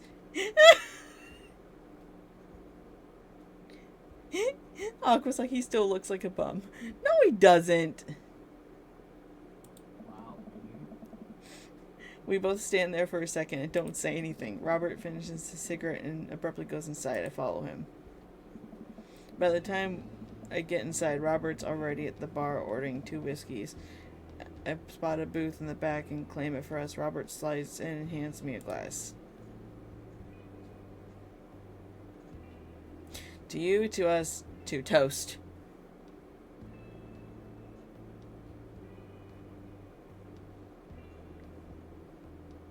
Why do I feel like to toast is just funny? Oh, to a toast to toast. Love you, warm bread. We clink whiskeys and I watch him sip his. Oh, that was a bad idea to do that then. Rather than his traditional approach of slamming the whiskey back as quickly as possible. So what's the plan for tonight? Hit some other bars, maybe grab some pizza. I think that'll kill some time before we go burn down that old abandoned house in the woods. Wow. It's definitely not as fun if it's abandoned. Mary pops over the back of the booth, a glass of wine in her hand. She punches Robert in the shoulder. Where was my phone call? Sorry, figured you were busy sinking your teeth into some poor sap. I am. He's right here. I look around the booth, seeing a guy sitting across from her. He waves meekly. You're replacing me with the new kid? Mary, I can never replace you, whether I wanted to or not. Mary leaves her booth and slides in next to Robert. The guy she was sitting with looks mildly relieved. She eyes Robert's clean-pressed clothes up and down suspiciously. What, do you got a court date coming up? Wow, Mary.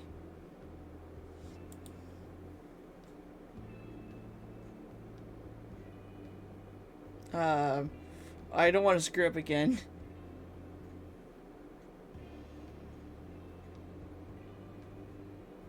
Either he does, he looks handsome, or he never convinced the jury.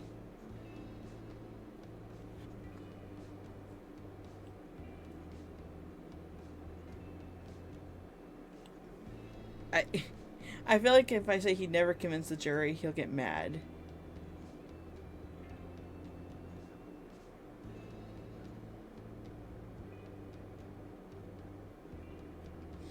I don't know what to do.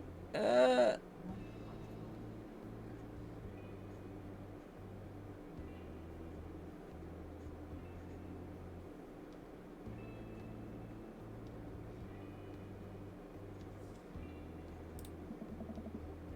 think he cleans up nicely. Oh crap, I messed up. Pump the brakes, kid. I blush a little. Seriously though, what's up with you? I screwed up!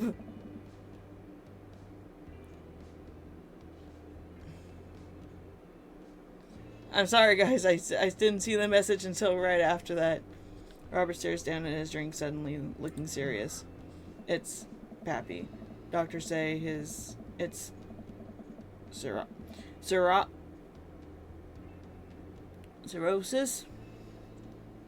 I don't know how to speak medical.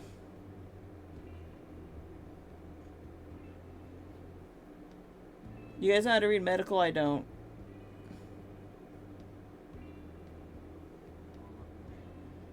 Cirrhosis of the liver? I told that old bag of bones to quit it with the sauce, but it's all he's ever known, especially since Ma's gone. That's why I invited you out tonight, just didn't want to be alone. Oh, come on. Hanklin, don't be an asshole. Wow. I'm not being an asshole. You know, one thing Robert doesn't joke about it is his pappy. Whoops. They're giving him 2 months. I gotta help him straighten out his affairs. Robert, I'm sorry. Robert takes a long look at his whiskey, eyeing it in the dim glow of the bar's lights. I look at his life, then I look at mine, and I know history is just doomed to repeat itself. My God. I'm just kidding. He's retired with his new girlfriend in Acapulco. Acapulco. They watch the sunset every night, probably screw like donkeys. Robert looks like I've never heard that phrase before. Aqua's like, Robert looks like he belongs in The Walking Dead. I mean, I'm not gonna lie, he does look like it. Yeah, he looks a little bit like Negan. I wasn't gonna say it. Wait, aren't rabbits the ones who screw a lot? Oh, sorry, didn't realize you were an expert on which animals screw a lot. Please stop saying the word screw. I mean, Robert finishes his drink and slides it away from him. He gets up out of the booth. Me and Hank. Hey, Rain, you want to help me screw something in? No, stop! Me and Hanklin are gonna hit the bricks. Why'd You you coming direct with? that question at me? What? I'd assume you'd be I'd assume you'd be handy with your hands. Steve, stop talking.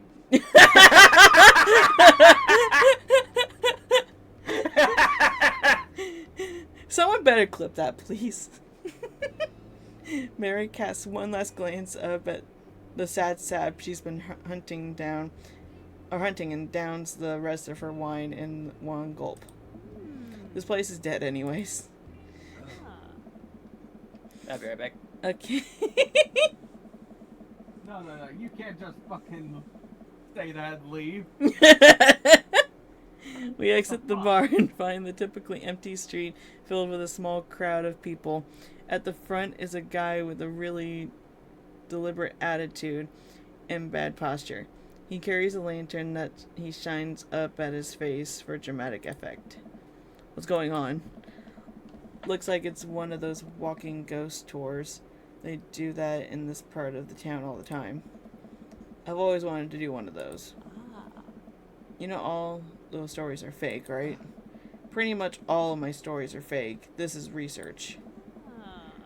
Robert makes a beeline towards the back of the group. He turns around when he notices that I'm not following him. Come on. We can't just crash it, can we? Don't be such a square, Hanklin. You act like you belong. Robert slides up to the tour group. I reluctantly fall and step behind it. Well, here goes nothing. Hey, it was in this place in 1694 that the most infamous witch trials were held. Oh, lovely. One of these types of tours. To date, we do not know if the people burned at the stake were actually witches, but it is widely reported that their ghosts still haunt this hapless dive bar to this very day. It was actually 1692. What? And the site was over by the coffee shop down the road. I'm sorry, who are you? Daniel McSturgis, ghost historian. I like how Robert's just like winging it and just making it a lie. And this is my colleague, Dr. Oh gosh, 80s, 90s, zeros reference, or contemporary reference. The zeros means 2000s. Yeah, I know. I'm just trying to see which one are we doing. Go 90s. Okay, he liked that. Dr. Prescott, paranormal investigator extraordinaire, returning America's most haunted locations as research for our new book. You may have seen our guest cameo on Paranormal House Hunters Extreme Edition. A couple of people in the group start nodding. Man, Robert's good at this. How are the people in the group, like, not getting faced by this lie? Mandela effect. Are you guys part of the group? I don't remember seeing you at the first stop. We like to keep a low profile. Easier to catch ghosts that way. They've definitely been here. Been standing next to them the whole time. Thank you, random lady who I do not know. Hanklin, you're not helping. You're making this worse. As I was saying, the epicenter of paranormal activity can be found at the Coffee Spoon over there. The man who runs it has been plagued by hauntings since he signed the lease. Damn near driven him mad. Oh great, we got a bot. I gotta kick them. All that. Got the bot. There we go. There we go. But whatever you want to say is cool, I guess. It's your tour. Man, didn't know that about Matt. Wait, Robert's making this up. The rest of the tour group listens intently to Robert's every word. I think the tour guide can't tell that he's losing the group. He seems to be getting flustered. Thank you for your contribution and knowledge, Mr. Surgis. McSurgis. Let's move on to the next haunted location. Robert, Mary, and I follow the group down the street. That tour guide's shirt is cool. Yeah, everyone in the group gets one if we make it to the final location. I turn to Robert and grab him by the shoulders. I need that shirt. That sounds like what t-shirt again? the one that the tour guide had. He'll pop up again, probably. Well, guess we're in this for the long haul then. Just follow my lead. Don't arouse too much suspicion, and we'll have cool ghost shirts in no time. This shirt. So you can barely see because his arm. Yeah. I'm okay with it. Aqua, no! Oh my god, Neo! Robert, strip! Our group arrives at an old, decrepit, colonial-style house. A quick pause in the tour. My name is Quinn, but most people on the ghost tour circuit call me Tour Master Quinn. I'm a DJ, trivia master, and part-time actor. You have a lot of jobs, dude. I do private ghost hunting events. Gotta get that coin. Birthday parties, MC bar, I'm trying to get my bag, mitzvahs, Shoka! and perform traditional vaudevillian. Vaudevillian. How do you pronounce Vaudevillian. Vaudevillian? Vaudevillian. Mime work. You're a mime too, dude. Tour Master Quinn gives out headshots to all of us. His resume is on the back. Stage. Can you say desperate, kids? Stage combat experience. Anyway, here's a little bit of history for you all. This was the home of noted American author Dorothy Pembridge, whose prose was wildly popular in the late 19th century. It was in the attic of this very home where she wrote such a classic as The Diaries of a Victorian Mistress, Lady Fitzwilliam's Courtship, and The Ghost of Sea Captain Reginald Barclay. She unfortunately died of consumption shortly after the turn of the century, but several people have reported that on some nights you can see a light from the attic where the ghost of Miss Pembridge continues work on her latest bestseller. I guess you could say that she was consumed by her work. Okay. Shuka, real quick. Yeah? I was scared by that pause in your reading for a second because I thought you were about to say she died of Ligma. No! Also, I hate that joke. Consumed You've been by hanging her work. around people too much, Rain. What do you mean? I'm just saying. No reaction from I'm- the crowd. This guy needs to work on his dad jokes. And he also needs to work on his jokes. Actually, consumption is the popular cover-up. Little known fact is that it was a murder-suicide. Oh, lovely. Robert, don't make this worse, please. I'm pretty sure she died of consumption. Sure. And we definitely didn't hire Stanley Kubrick to elaborately fake the moon landing. That's the watered-down, censored version they teach you in school. But if you can't handle the real story, I understand. It's not for the faint of heart. No. Here's the thing, guys. I know what she really died of. Poisoning. Oh gosh. I think everyone would much rather hear what this world-renowned ghost historian has to say, right, everybody? The group murmurs in agreement. This is a topic we cover extensively in our book. Dr. Prescott, would you care to tell this story? Oh gosh. Oh gosh. I don't want to screw it up. I don't want to screw up. I want to actually get Robert to like me. What do we do? I don't know. Speed, what do we do? I thought I was trying to do a thing. Hold on. Fuck.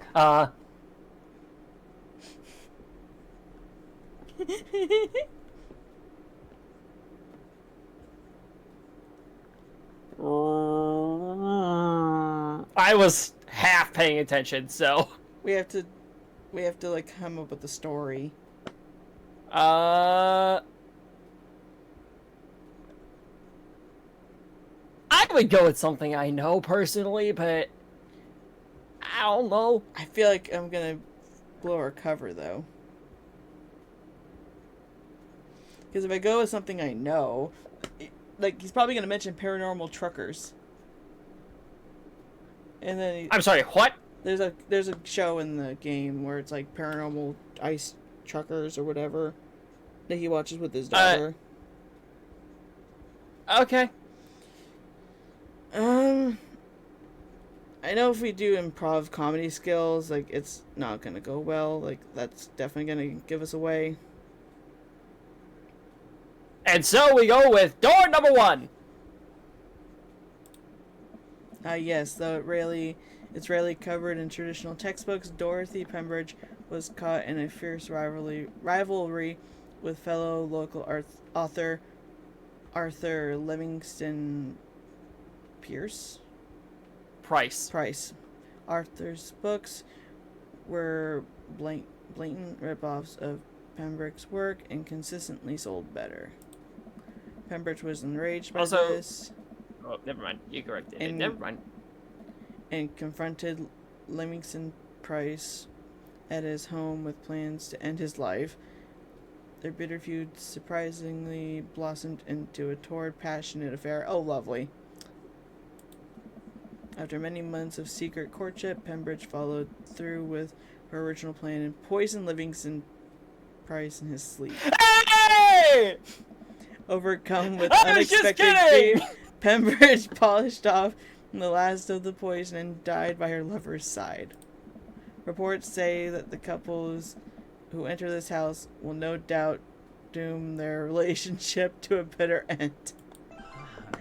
Okay, we did good! I swear to God, I was fucking kidding with the poisoning. Man, I should bring my wife here. No. Don't bring her spouse to this house then. The entire group, Oh, the entire tour group God, what do I laughs tell heartily. Twin? I'm kidding, my wife is dead. Robert!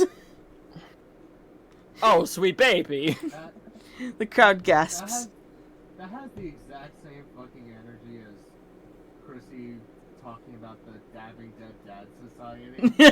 Oh. She was killed by a ghost. Robert! The crowd gasps again. I'm just messing with you guys. A nervous chuckle ripples through the crowd. The tour guide sees this as an opportunity to take back the group and addresses us with some razzle-dazzle. What an interesting story. Now, I just want everybody to know that the next location is extremely terrifying. If anyone thinks that they can't handle it, feel free to excuse yourselves. What a story, Mark. Alright, I'm bored. Mary turns to a young guy. I'm not going to say that next line because I know I might get Shoka in trouble. Mary turns to a young guy looking at his phone and taps him on the shoulder. Hey kid, fancy buying a gala drink? Oh god. Mary. The guy looks up at her and smiles. Only if the bar is haunted. Honey, I can show you the most haunted place in town. I think I could exorcise your demons if that's what you're looking for. Oh, gosh. Bonk! Don't write checks your dick can't cash, kid. Oh my gosh. Why, Mary? Why are you like this, You know what, Mary? Mary? You got this. You got this. I'm just gonna step back. I think you got this. His eyes go wide. Mary salutes me and Robert. She suddenly pulls me into a hug and murmurs into my ear. When you've known Rob for as long as I have, you know when something's wrong. Keep an eye on him for me tonight, okay? Sure, Mary. Good man. Mary pats me on the back and pulls away. She takes the guy's hand and leads him down the street. Oh, lovely. And then we never see them again. The end. Take it easy, fellas. God help that poor soul. Oh. Mary or the kid? Both. I'm concerned.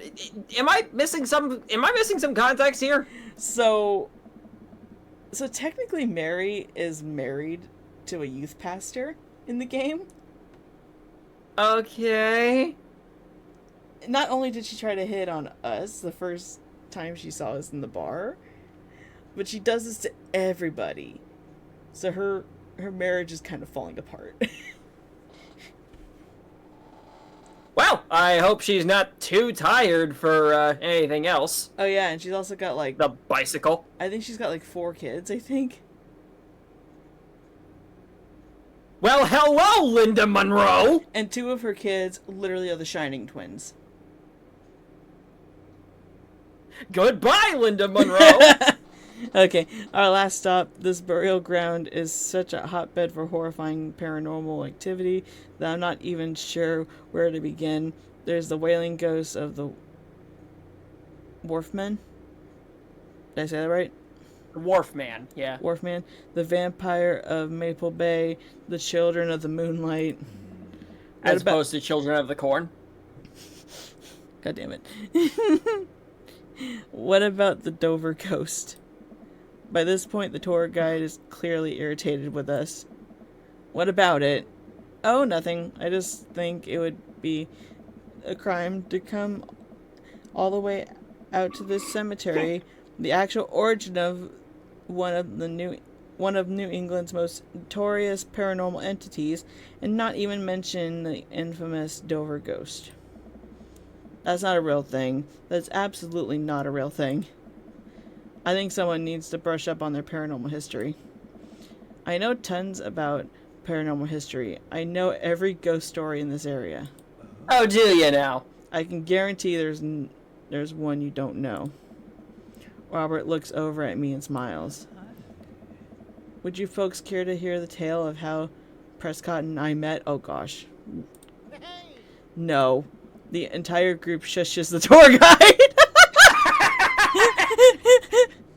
Okay, You're fine. not the tour guide anymore, man. This guy is. Okay, fine. Tell the story. Look at me. Look at me. I am the tour guide now. Well, it was a dark. Of course, Robert. Well, it was a dark and stormy night. It wasn't always a paranormal investigator. It wasn't always a paranormal investigator. Hanklin, you're more confusing than Robert is at this point. I wasn't. Oh, I wasn't. I hate my reading.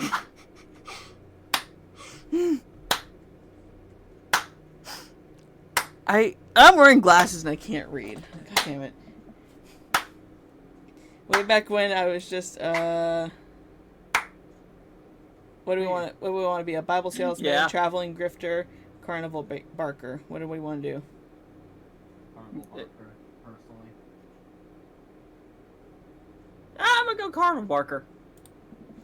Living free and easy with the circus folk. They were always kind to me, took me in when I was young, but I knew I wanted something more. I happened upon the quiet town of Maple Bay quite by accident, but little did I know that this city had a dark side. Now, about the same time, I was just starting out as an apprentice to a rather famous ghost hunter who was an old family friend of mine. I carried the equipment, operated the EVP machine, all that. Wait. Yes? Who was the famous ghost hunter? Well, I don't like the name drop, but Georgia Mathers. The Tory group gasps. Georgia Mathers? She's a legend. You know her? Robert, I can't believe you're pulling this off.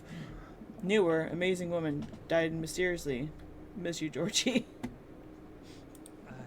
Anyway, we were in Maple Bay investigating some reports of strange lights I'm not doing and the record. sounds coming from the cemetery late at night. Now, we had been warned by the old crypt keeper that this place was highly dangerous, but Georgia was never one to shy from an adventure. I thought I said we cramped. We camped out in the center of the cemetery for 3 nights straight. We endured your so-called wailing watchmen. Wailing ghosts of the wharfmen. I can't read.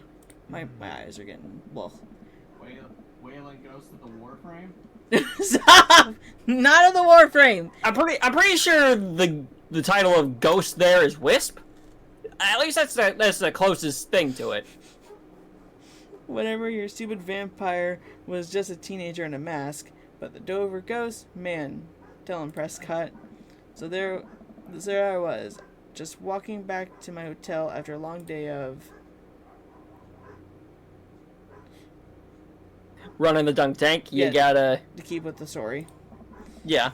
I had finally worked my way up from the ticket taker to dunk tank technician. I sat on that stand for hours on end and nobody could ever hit the target. Trade secret, it was rigged. We didn't use actual water. I have several questions. Then what did we use? I swear to God if he used vinegar.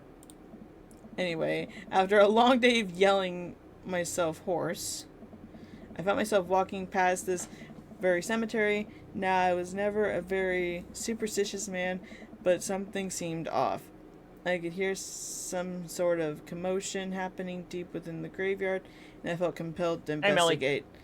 Hi, Melody. Hi, I'm just popping in to see what's going on. Very good. I'm finishing up Dream Daddy if I can today. And then Steve and I are going to do Portal 2. No Dream Daddy for you. I'm on a date with Robert right now. Oh, I'm so excited and so scared. And thank God you did. Georgia and I were conducting a seance in the mausoleum. At first, things were pretty normal, but after about an hour, everything went south. Playing back the EVP meter, we were able to hear a single word. Run. The air suddenly went cold. Something was very, very wrong. I just knew we weren't alone. We started to hear this faint, distant scraping noise, like something being dragged across the ground. It got louder and louder until it was deafening. Some kind of demented howl. And then I felt it. Someone, something, grabbing my ankle. Robert has the whole crowd hook, line, and sinker. You could hear a pin drop. I've only cried twice in my life. Once was at the birth of my daughter. The other was when that thing started dragging me. I mean, I understand the birth of your kid making you cry. I would just... Well, there's fear tears. I would be just freaking screaming my lungs out if something was dragging me. You know you can cry when you're scared, right? I've cried when I'm scared. I mean, I've heard you be scared. That's different. I'm talking about different kind of scared. No, I've heard you be scared, like, from mince hints and all that. Yeah. I wasn't sure where it was taking me, but knew it was no place I wanted to go. I was sure I was going to die. The moment I crossed the gate into the cemetery, I heard this god-awful screeching. I ran into the mausoleum just in time to see a man being pulled across the floor by God. To this day, the mere thought of it ties my stomach into knots. It looked like a man, but like... I glanced at Robert. Like someone who didn't know what a man was supposed to look like, tried to put one together. The arms were too long, its eyes glowed red. It was like a walking shadow. Oh, so like an imposter from Hello Neighbor. Okay. Oh, not Hello Neighbor.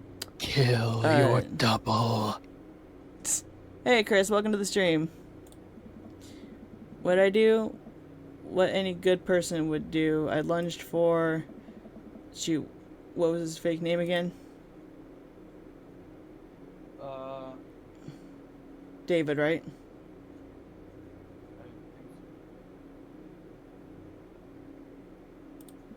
David. Oh crap, it wasn't!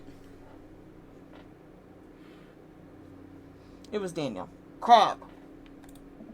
Right. I grabbed his hand and entered into a tug-of-war with the unholiest of forces. I thought I was going to be torn in half. But I got on my side. The pocket Bible I always kept on me fell out of my shirt pocket. And to this day, I can remember what passage it opened up to. Oh God.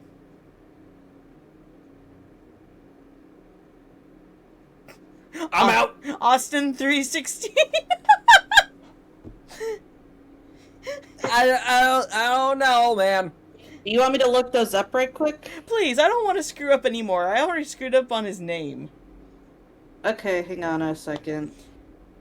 But yeah, I know for a fact Austin 316 is not going to be it, because that is not even a book of the Bible. Yeah, it's a WWE thing. I know. So it's like, I'm not going to do that. Austin 316 says I just whooped your ass. I mean, if it is that one, I'm going to laugh. I mean, Steve guessed about the poison earlier, so that was funny. But at that time, I was making a joke. Yeah, but then it turned out to be poison.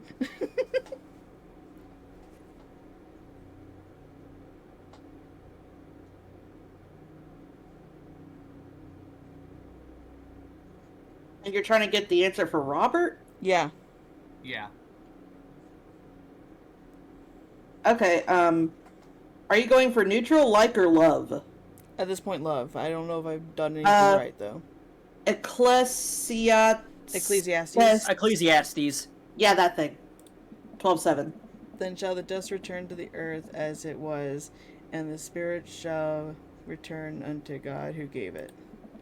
I have no idea where Robert pulled that verse from. Pulled it out of his ass. We got the eggplants. Lovely. Okay. With a horrifying growl. That's why it was pulled out of his ass. That's where the eggplants were hiding. That's nasty. The entity finally relented. Daniel and I Yes, collapsed onto the ground, exhausted. We were both covered in blood. Also, hello, Sonic Thunder. Why were you covered in blood? Where'd the blood come from? Oh, His you know. ass. That damn creature Melly, clawed high into my five. chest. Got me real good. Had to get 16 stitches. Penis. Robert pulls down the collar of his shirt to reveal a long, wicked scar across his pecs. Oh, yeah, he legit had scars, okay. And that's how I got this scar. What are you, the Joker now? No, the scar will be on his face then. I followed Georgia Mathers to the ends of the earth. We faced exorcisms, demons, poltergeist that threw our equipment across the room. But I had never seen Georgia so scared. She was never the same after that, and neither was I. You want me to tell you how I got these scars? I pulled the Bible verse out of my ass. Watching what happened to Daniel and Georgia shook Oh my my God. faith, but I became... That's what I said too came when I pulled out it out of my of that ass. experience a better man and a better friend. And we've been brothers ever since. The tour group gives us a round of applause as Robert and I share an emotional hug. As he embraces me, I can smell the cologne on his neck. Not Robert. Hanklin, stop. Robert does clean up good. Ew, feelings. I found myself lingering a little too long on the hug. No one... Yeah, oh my god. Alright, I gotta head off. I'll talk to y'all later. Okay. Okay, Bye. see ya, Melly. No more pulling stuff out of his ass. That's a lovely thing to exit with. Thank you. It's an honor to be able to share our story. Be sure to watch out for our book. Oh god.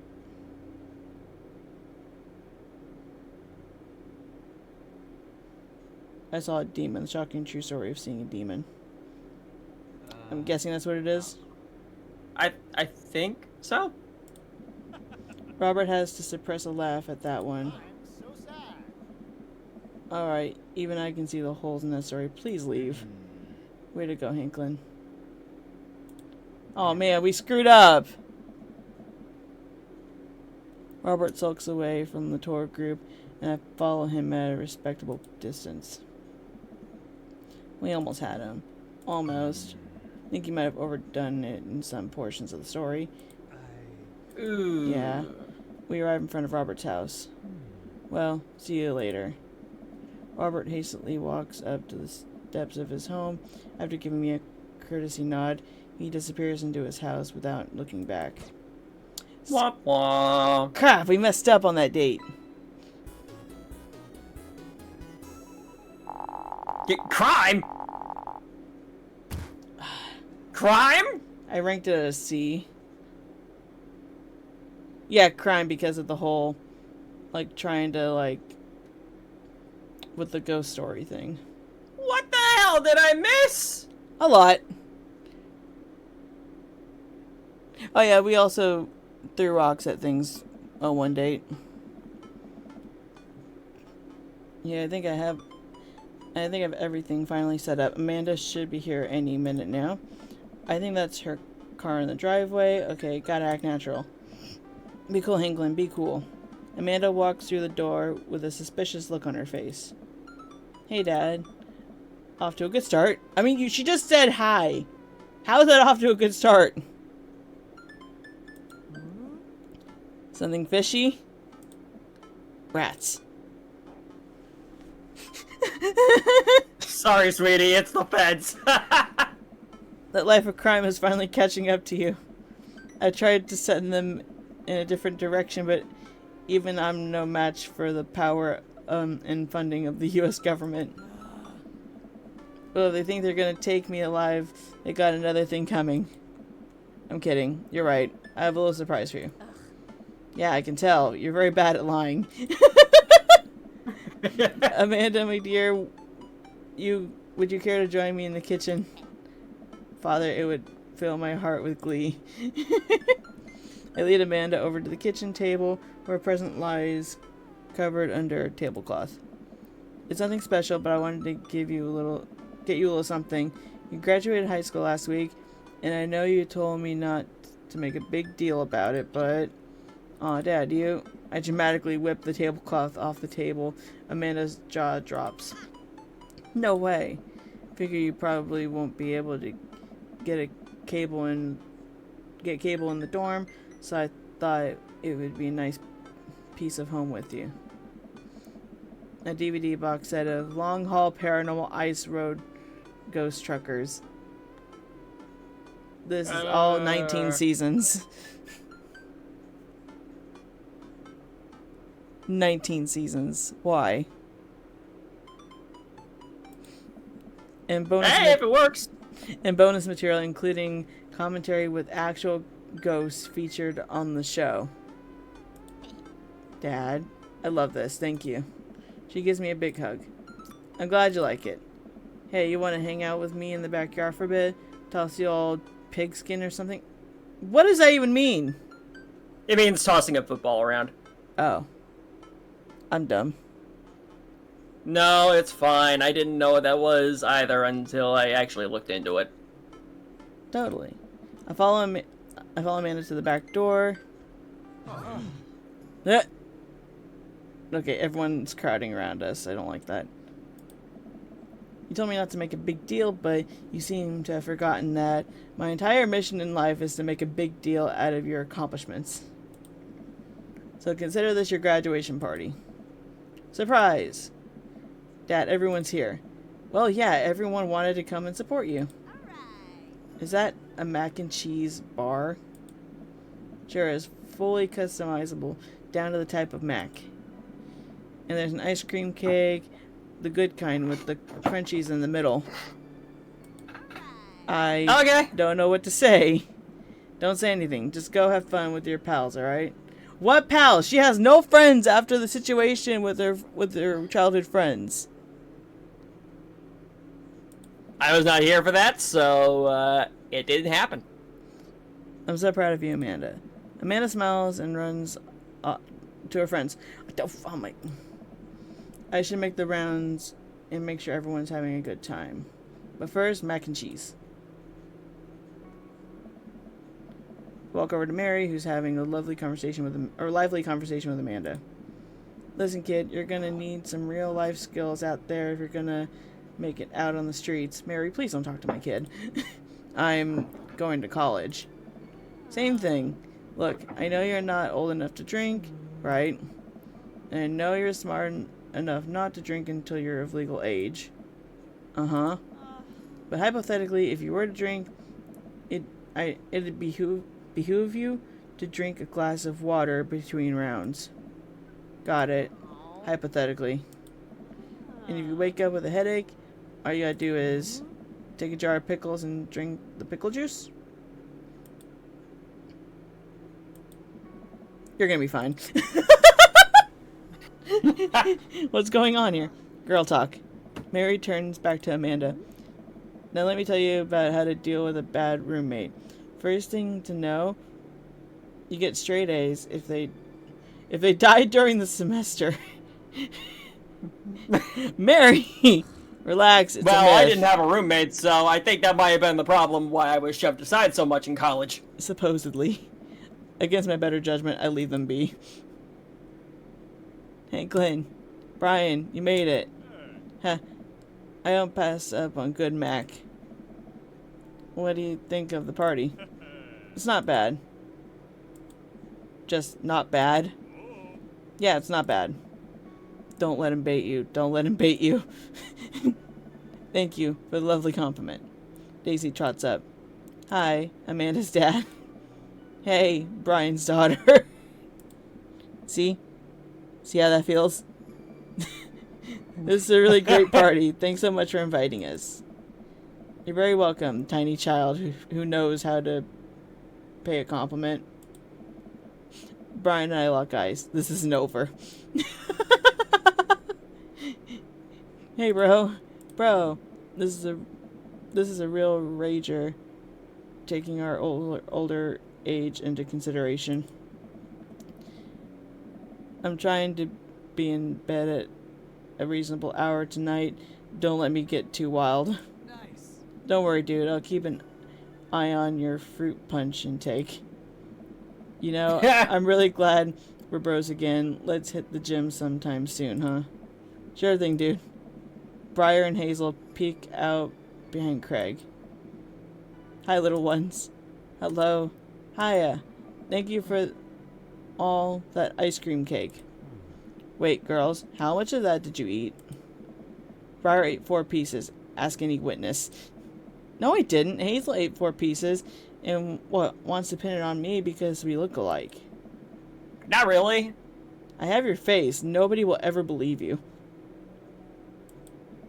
Okay, oh, that boy. you did. I'll let you guys figure this out. Good seeing you, Craig. Let's hang out soon, yeah? Totally. Tell Amanda congrats for us. Looks like you've settled into the neighborhood quite nicely. Yep, couldn't ask for a better cul-de-sac. Well, I'm glad. Hopefully we'll see you at more church events. We got a big schedule planned for the rest of the year. Sure thing, Joseph. And maybe if you aren't doing anything later, we could hang out sometime. Sure, Joseph. Yeah, that'd be sorry, great. Joseph. I can't. I'm banned from churches. Just because for reasons. Hugo comes up to me with a plate of mac and cheese.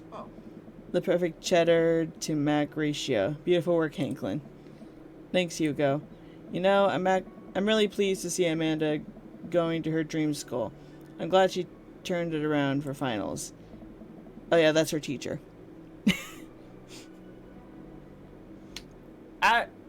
Okay. Me too. That scholarship money will really help. Amanda walks by and pretends not to see Hugo. That was not walking by. That was running. Amanda, come say hi to your old teacher. Hey. Congratulations on graduating. I know you're gonna do great things at art school. Yeah, thanks. Amanda starts to back away.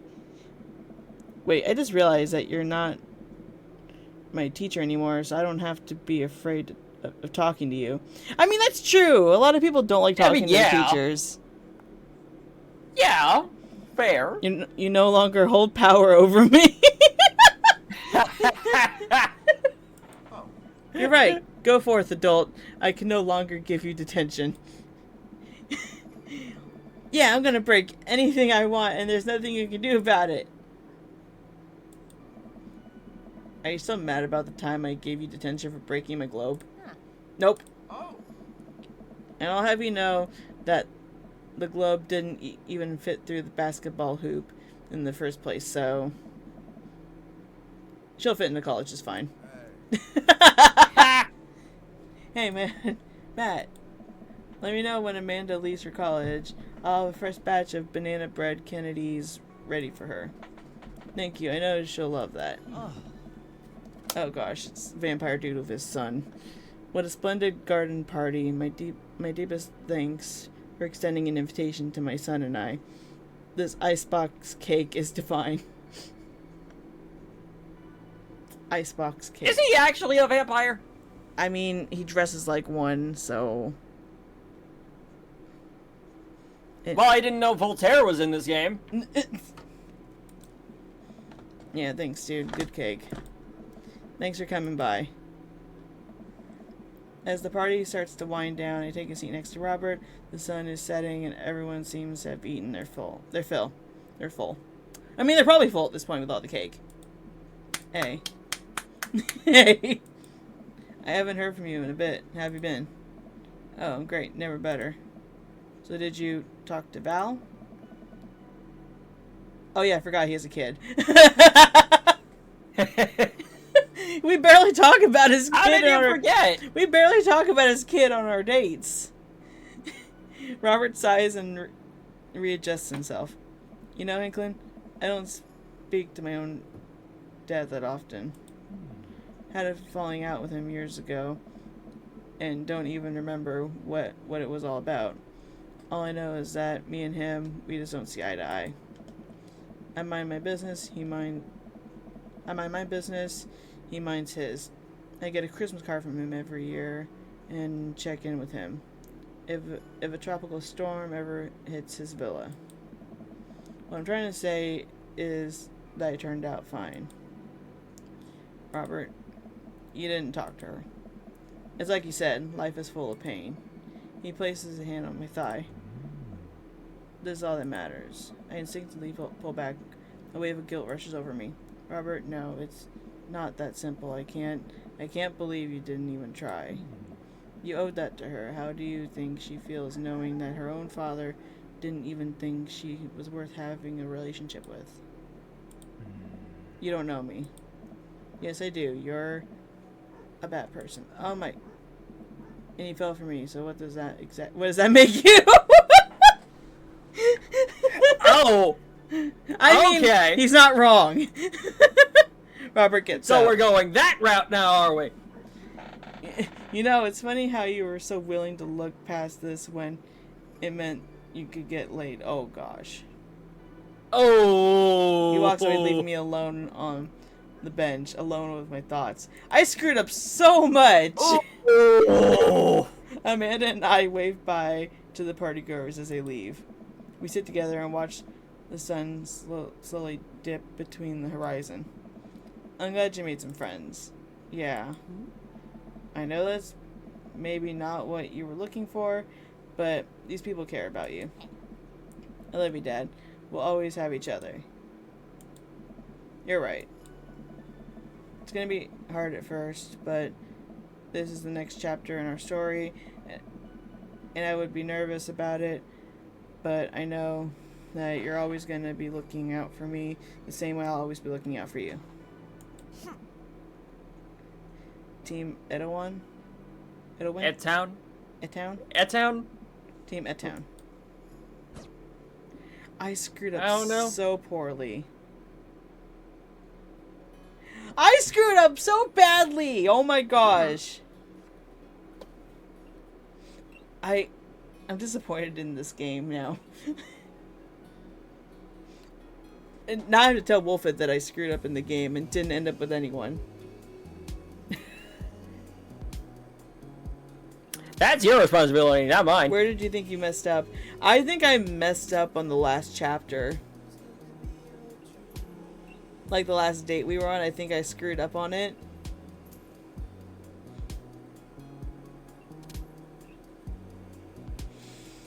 Oh my gosh. Can we skip this, please? Skip the freaking credits.